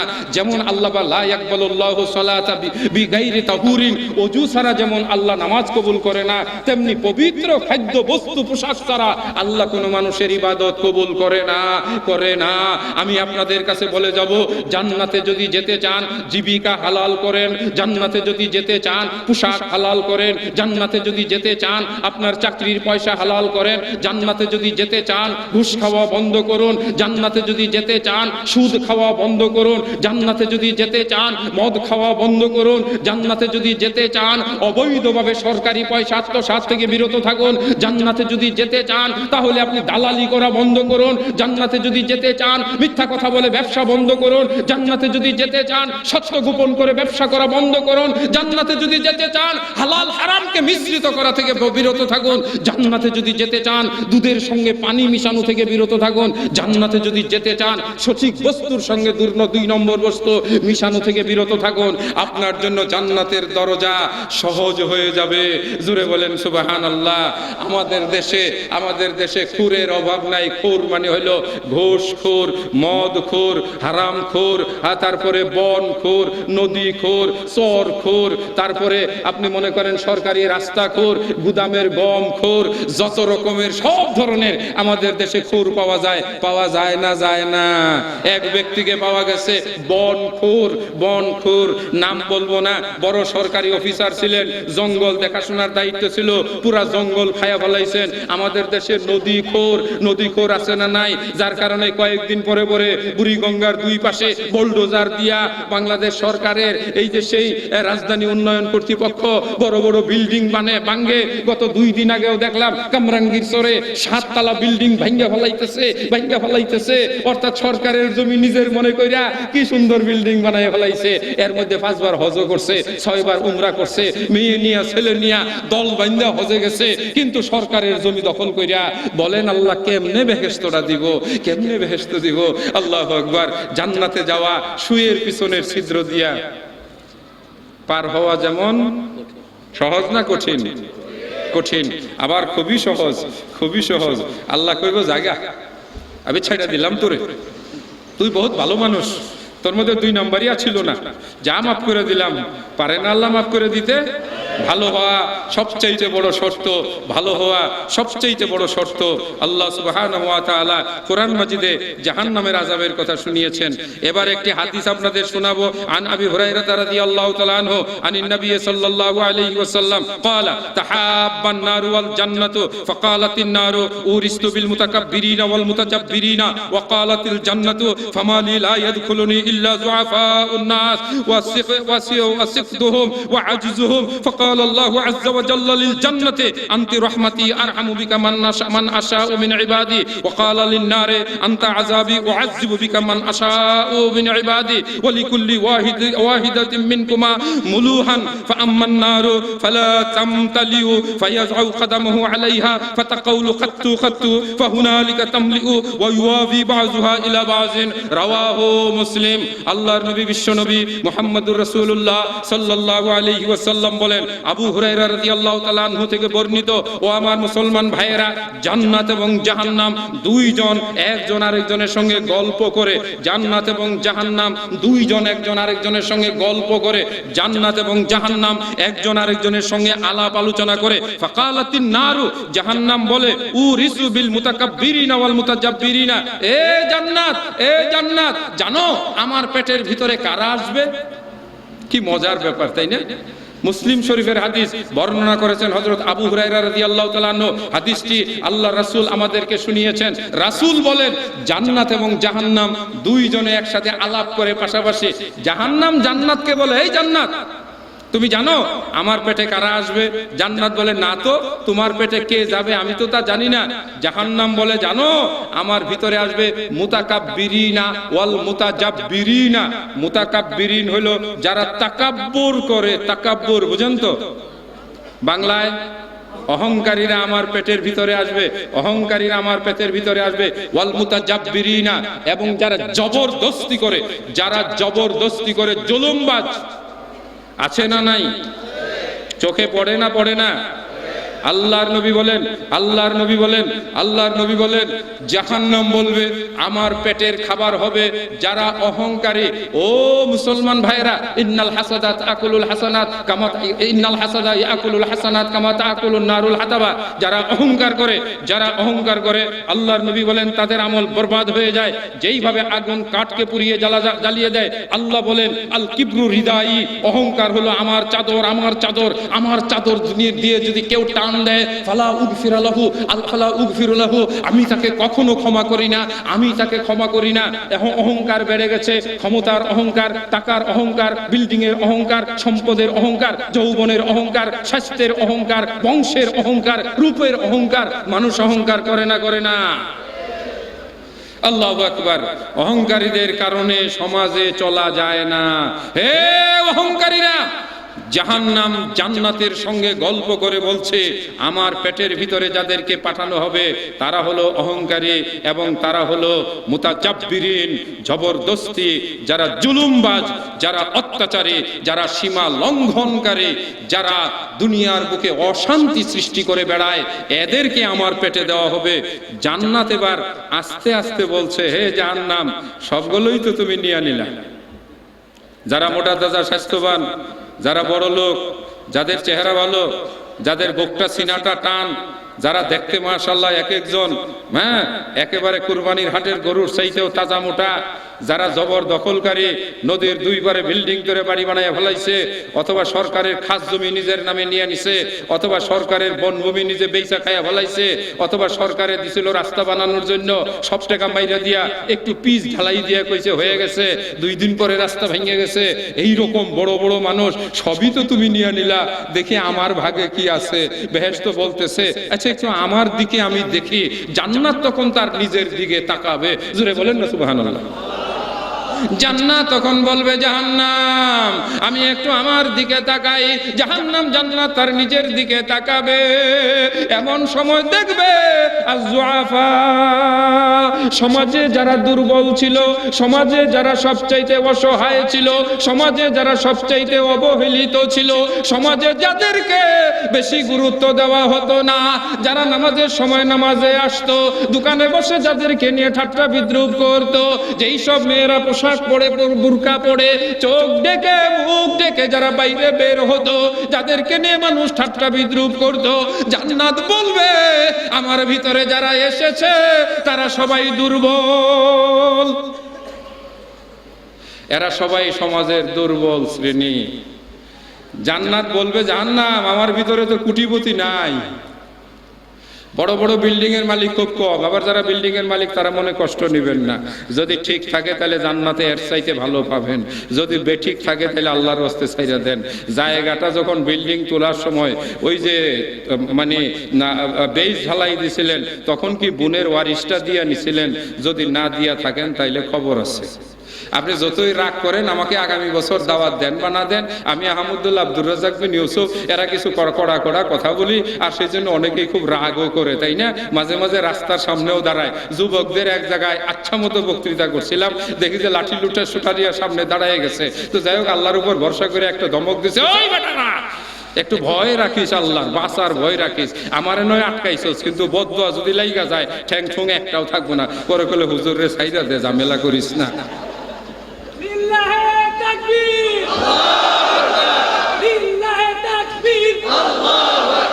আলহামদুলিল্লাহ। সম্মানিত ভাইয়ের আমার, আলোচনা চলছে, পরকালের আলোচনা শুরু করেছিলাম। আল্লাহ পাক এই কথাগুলো বলেছেন কি দিয়ে? কসম করে, তাই না? আল্লাহ এই কথাগুলো কিভাবে বলেছেন? কসম করে। মাটির নিচে আমি তোমাকে দাবিয়ে দিব, সুম্মা রাদাদনাহু আসফালা সাফিলিন, মাটির নিচে আমি তোমাকে দাবিয়ে দিব, সর্বনিকৃষ্ট জায়গায় আমি তোমাকে দাবিয়ে দিব। কে বলেছেন? আল্লাহ। তবে আবার উঠানোর কথাও বলছেন, ইল্লাল্লাযীনা আমানু ওয়া আমিলুস সলিহাতি ফালাহুম আজরুন গায়রু মামনুন। আল্লাহ বলেন, বান্দারে আমি তোমাকে যেমনি করে মাটির নিচে দাবায়া দেব, আমি আবার তোমাকে অনেক পুরস্কারে তোমাকে পুরস্কৃত করব। তবে ওই সব মানুষকে আমি জাহান্নামে দেব না, ওই সব মানুষকে আমি আগুনে নিক্ষেপ করব না। ইল্লাল্লাযীনা, ওই সব মানুষ বাদ দিয়ে যারা ঈমান আনবে এবং যারা নেক আমল করবে, যারা সৎ পথে চলবে, যারা হালাল উপার্জন করবে, যারা হারাম থেকে দূরে থাকবে, যারা কখনো নিজের মুখে জীবিত থাকা অবস্থায় আগুন লাগাবে না। জীবিত থাকা অবস্থায় যারা আগুন লাগায় টান দেওয়ার জন্য, এটার নাম কি? বিড়ি সিগারেট, তাই না? আচ্ছা, ধরে নিলাম বিড়ি সিগারেট খাওয়াই একটা মানুষ যাকাত দেয়, হজ করেছে, আলেম ওলামাদের সঙ্গে চলে, শুধু এই একটা অভ্যাস, বিড়িটা সে ছাড়তে পারে না। বিচারের আসনে আল্লাহ বসে সব কিছু দেখে শুনে বললেন, তোকে আমি বেহেশত তো দিতাম, কিন্তু একটা কারণে যে আমি বেহেশতটা দিতে পাচ্ছি না। ওই বান্দা বলবে, হে আল্লাহ, আমি 4 বার হজ করেছি, 5 বার উমরা করেছি, প্রত্যেক রমজান মাসে আমি কত টাকা দান করি, আমার জামাত জমিয়তের জন্য কত খরচপত্র করেছি, আমার অপরাধ কি? আল্লাহ বলবেন, সবই ঠিক আছে, তোর নেকির পাল্লাও ভারী আছে, জান্নাতে যাওয়ার তোর যোগ্যতাও আছে, কিন্তু সমস্যা এক জায়গায়, তোর যে বিড়ি খাওয়ার অভ্যাস, তুই জান্নাতে গিয়া, আমি তো ওয়াদা করেছি জান্নাতীরা যা চাইবে আমার তাই দিতে হবে, তুই তো জান্নাতে গিয়া প্রথমেই বলবে আমার বিড়ি দাও, বিড়ি দেওয়ার পরে বলবো আমাকে ম্যাচ দাও, মেজ দেওয়ার পরে তুমি বিড়ি ধরাইবা, বিড়ি ধরানোর পরে তুমি আমার জান্নাতের মখমলের বিছানায় শুইবা, আর এই বিড়ির আগুন দিয়ে তুমি আমার বিছানাগুলো পুইরা সব শেষ করে ফেলাইবা। আপাতত তোমার বিড়ি খাওয়ার জন্য জান্নাতটা দেওয়া গেল না। কি কোন কথা ঠিক না বেঠি? আর যদি আল্লাহ জিজ্ঞাসা করেন আমি কেমনে বিড়িটা তোরে জান্নাত দেই, তুই তো দুনিয়াতেই তোর মুখে আগুন লাগাইছস, তোর জন্য তো আগুনই উপযুক্ত ঠিকানা। হ্যাঁ, হালাল হারাম পরে যারা মদ খায়, যারা নেশা করে, যারা ধূমপান করে, একই কাতারের ধূমপান করা অধিকাংশ না, প্রায় শতকরা 1999 জন আলেমের মত এটা হারাম। ধোঁয়া খাওয়া কোনো সময়ে জায়েজ হতে পারে না। নেশা, মাদক দ্রব্য, নিকোটিন, এই যে সেই তামাক, এই তামাক কখনো মানুষের কল্যাণ করতে পারে না। ধূমপানকারীর অকাল মৃত্যু হয়। দুর্ভাগ্যজনক একটি মৃত্যুর কথা আমি আপনাদেরকে শোনাতে পারি। 12 বছর বাংলাদেশ মাদ্রাসা শিক্ষক প্রশিক্ষণ ইনস্টিটিউটে সারা বাংলাদেশের শিক্ষকদের প্রশিক্ষণের দায়িত্বে ছিলাম শিক্ষা মন্ত্রণালয়ের মাধ্যমে। এই 12 বছর যার সঙ্গে চাকরি করেছি, একটা ইয়াং যুবক ছেলে, হার্টে একটু সামান্য সমস্যা ছিল, মাত্র 40 থেকে 42 বছর বয়স হবে, কিন্তু তার বড় ধূমপান করার অভ্যাস ছিল। আমারও হার্টের সমস্যা আছে, এখনো আছে আলহামদুলিল্লাহ। আল্লাহ পাকের ইচ্ছায়, আল্লাহর বান্দাদের দোয়া এবং আল্লাহর রহমতে এই যে প্রায় 2 ঘন্টা যাবত একটানা কথা বলে চলছে, প্রতি রাত্রেই কথা বলতে হয়। এই মাত্র 3 দিন আগে আমি পাবনা শহরে প্রোগ্রাম করে রাতের বেলায় আসে, পরদিন আবার সেই কুমিল্লাতে গিয়ে প্রোগ্রাম করে এখানে ফিরে এসেছি। এটা আল্লাহর দেওয়া নিয়ামত, আল্লাহর দেওয়া শক্তি। ধূমপান করি না, সিগারেটের ধোঁয়া ভিতরে ঢোকে না, আলহামদুলিল্লাহ। বুকে বল পাই কথা বলে। আমার ওই যুবক কম্পিউটারের ওই যে সেই সে কম্পিউটার ম্যান ছিল, আমাদের অফিসের সমস্ত কম্পিউটারের কাজ করত। আমরা তুমি বলে কথা বলতাম, যেহেতু আমাদের সাবঅর্ডিনেট, আমাদের কর্মচারী, তাকে নাম ধরে বলতাম, সাজ্জাদ মিয়া আপনি সিগারেটটা ছেড়ে দেন, যেহেতু আপনার ধূমপানের, আপনার হার্টের একটু সমস্যা আছে। তিনি বললেন, স্যার এটা ছাড়া বড় কষ্ট, এটা না হলে সকালে যে ক্লিয়ার হয় না। আমরা ছেড়ে দিলাম, তুমি ক্লিয়ার হইতে থাকো। হঠাৎ করে আমি কক্সেস বাজারে ঠিক এমনি একটি দাওয়াতি অনুষ্ঠানে গেলাম। কক্সেস বাজারে আলহামদুলিল্লাহ আমার 3টা মসজিদ আছে, 3টা সহিহ হাদিস ভিত্তিক মসজিদ আছে। 3টা মসজিদে নামাজ পড়লাম, মুসল্লিদের সঙ্গে একসাথে কথা বললাম, রাত 9টা পর্যন্ত বক্তব্য রাখলাম। মনটা ভরে গেল। বাংলাদেশের আনাচে কানাচে সহিহ হাদিসের দাওয়াত এত ব্যাপকভাবে আল্লাহ পৌঁছিয়ে দিয়েছেন। চট্টগ্রামে বলেন, নোয়াখালীতে বলেন, তারপরে কিশোরগঞ্জে বলেন, বরিশালে বলেন, তারপরে ওই যে সেই বরিশালের বিভিন্ন এলাকায় বলেন। আজকে মাশাআল্লাহ সহিহ হাদিস ভিত্তিক সহিহ নামাজ পড়া শুরু হয়ে গেছে। জোরে আওয়াজ করে বলে আলহামদুলিল্লাহ। আল্লাহর কোরআনের আলোচনা ফল এসেছে। তারা গাই নামক অন্ধকার গর্তে নামাজ নষ্ট করে। আর এই দেশের মানুষ যেতে চায়, জোরে আওয়াজ করে যেতে চান? বুকের উপরে হাত বেঁধে নামাজ পড়া সহিহ হাদিস। ভালো লাগলে পালন করবেন, নবীর সঙ্গে শাফাআতের সৌভাগ্য অর্জন করবেন। আল্লাহর নবী নামাজের উফুল আদায় করছেন, ঠেটামি করে অথবা জেদ করে ছাগলের মতো পা আটকায় রেখে আগের মতের উপরেই থাকবেন। জান্নাত এত সহজ বিষয় নয়। আল্লাহর নবী জুরে আমিন বলেছেন। আপনার মুখে জুরে আমিন বলতে এত কষ্ট লাগে কেন? রাসূল 2 পা 2 জনের মিলিয়ে দাঁড়িয়েছেন, আপনি কেন মাঝখানে ফাঁক করে দাঁড়ান? আল্লাহর রাসূল নামাজের ভিতরে সূরা ফাতিহা পড়াকে ওয়াজিব করেছেন। লা সালাতা ইল্লা বিফাতিহাতিল কিতাব। সূরা ফাতিহা না পড়লে নামাজ হবে না। সূরা ফাতিহা পড়া মানেই হলো আল্লাহর সামনে দাঁড়িয়ে, আল্লাহ তোমাকে ছাড়া কারো কাছে যাই না, কারো কাছে চাই না, কারো কাছে মাথা নত করি না। এই সুন্দর আবেদন, এই সুন্দর দরখাস্ত যারা সূরা ফাতিহা পড়ে না, আল্লাহর সামনে তাদের দেওয়া হয় না। আসল জায়গায় নামাজ নষ্ট। আল্লাহর নবী বলেন, যেই ব্যক্তি নামাজে সূরা ফাতিহা পড়লো না, তার নামাজ হলো না। কে বলেছেন এটা? স্বয়ং আল্লাহ রসুল। আরেক হাদিসের ভিতরে বলছেন, আল্লাহ রসুল বলেন, যেই ব্যক্তি নামাজে সূরা ফাতিহা পড়লো না, তার নামাজ অসম্পূর্ণ, তার নামাজ অসম্পূর্ণ, তার নামাজ অসম্পূর্ণ। আরেক হাদিসের ভিতরে আল্লাহ রসুল বলছেন, তোমরা কি আমার পিছনে কিছু পড়ো? রাসূল সাহাবাগণ বললেন, ইয়া রাসূলুল্লাহ, হ্যাঁ আমরা পড়ি। আল্লাহ রসুল বলেন, লা তাফআলু, তোমরা কিছু পড়বে না, ইল্লা বিফাতিহাতিল কিতাব, শুধু সূরা ফাতিহা পড়বে। সূরা ফাতিহা মানে নামাজ, সূরা ফাতিহা মানে নামাজ। নামাজের আরেক নাম হলো সূরা ফাতিহা। সূরা ফাতিহা না থাকলে নামাজ হয় না। না, নামাজ পড়তে গেলে সূরা ফাতিহা ছাড়া নামাজ চলে না। এটা কার কথা? বিশ্বনবী মুহাম্মদুর রাসূলুল্লাহ সাল্লাল্লাহু আলাইহি ওয়াসাল্লামের কথা। আমার প্রাণের ভাইয়েরা, কক্সবাজারের বক্তৃতায় যাচ্ছে, হঠাৎ করে একটা ফোন গেল। বেলা 2টার সময় অফিসে কাজ করার সময় আমাদের সেই কম্পিউটার ম্যান যিনি ছিলেন, তিনি হঠাৎ করে হৃদরোগে আক্রান্ত হয়ে চেয়ার থেকে পড়ে গেলেন, সাথে সাথে মরে গেলেন। ধূমপানের কুফল পাওয়া গেল, সবকিছুই ক্লিয়ার হইল। কথা ঠিক না বেঠি? উনি বলেছিলেন ক্লিয়ার হয় না, আসলে আল্লাহ ক্লিয়ার করলেন, দুনিয়া থেকেই একেবারে উঠায় নিলেন। আজকে জান্নাতে যাওয়ার জন্য যারা ধূমপান করে, আল্লাহর ওয়াস্তে কি ধূমপান করাটা ছেড়ে দেওয়ার মতো একটা মনে মনে প্রতিজ্ঞা করতে পারি না? কে? 10টা মানুষের দরকার নাই, একটা মানুষ শুধু হাত তুলে দেখাবেন, তাহলে আমি বুঝবো আমার 2 ঘন্টার বক্তৃতায় কিছু না হলে একটা মানুষকে আল্লাহর দ্বীনের পথে এগিয়ে নিয়ে আসতে পারছে। 100 মানুষের হাত তোলার দরকার নাই, একজন মানুষ ওয়াদা করবেন আর কোনোদিন ধূমপান করব না। যদি 10 জন হন, আল্লাহ কোরআন মাজিদের 10-এর কসম করেছেন, 10 হয়ে গেছে। আল্লাহ কোরআন মাজিদের 10-এর কসম করেছেন, ওয়াল ফাজরি ওয়ালায়ালিন আশরে, 10-এর কসম, ওয়াশ শাফঈ ওয়াল ওয়াতরে। এই দিক দিয়ে কি ধূমপানকারী কেউ নাই? যুবকদের মধ্যে আমি 2-1 জন দেখতে চাই সিগারেট পান করেন, আজকে হাত তুলে দেখাবেন আর কোনোদিন ধূমপান করব না। যুবকদের মধ্য থেকে এই পাশ থেকে 2-1 জন ধূমপানকারী দেখতে চাই, জোরে আওয়াজ করে একটা তাকবীর হবে।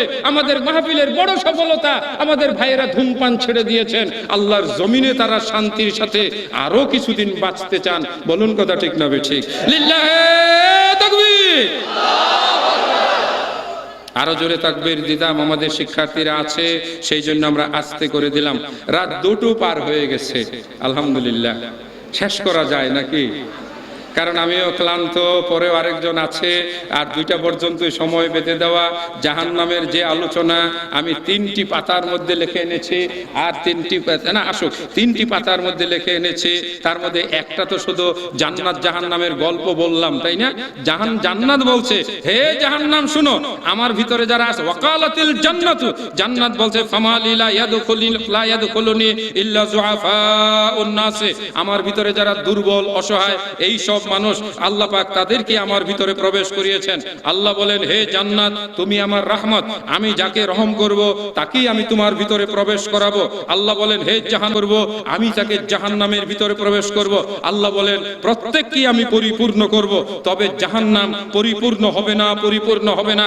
ফায়াযাউ কাদামাহু আলাইহি, আল্লাহ তখন তার বাম পাটা জাহান্নামের মুখের উপরে চেপে ধরবেন। ফাতাকুলু, জাহান্নাম তখন বলতে থাকবে, কাত্তু কাত্তু, আমার পেট ভরে গেছে, আমার পেট ভরে গেছে, আর লাগবে না।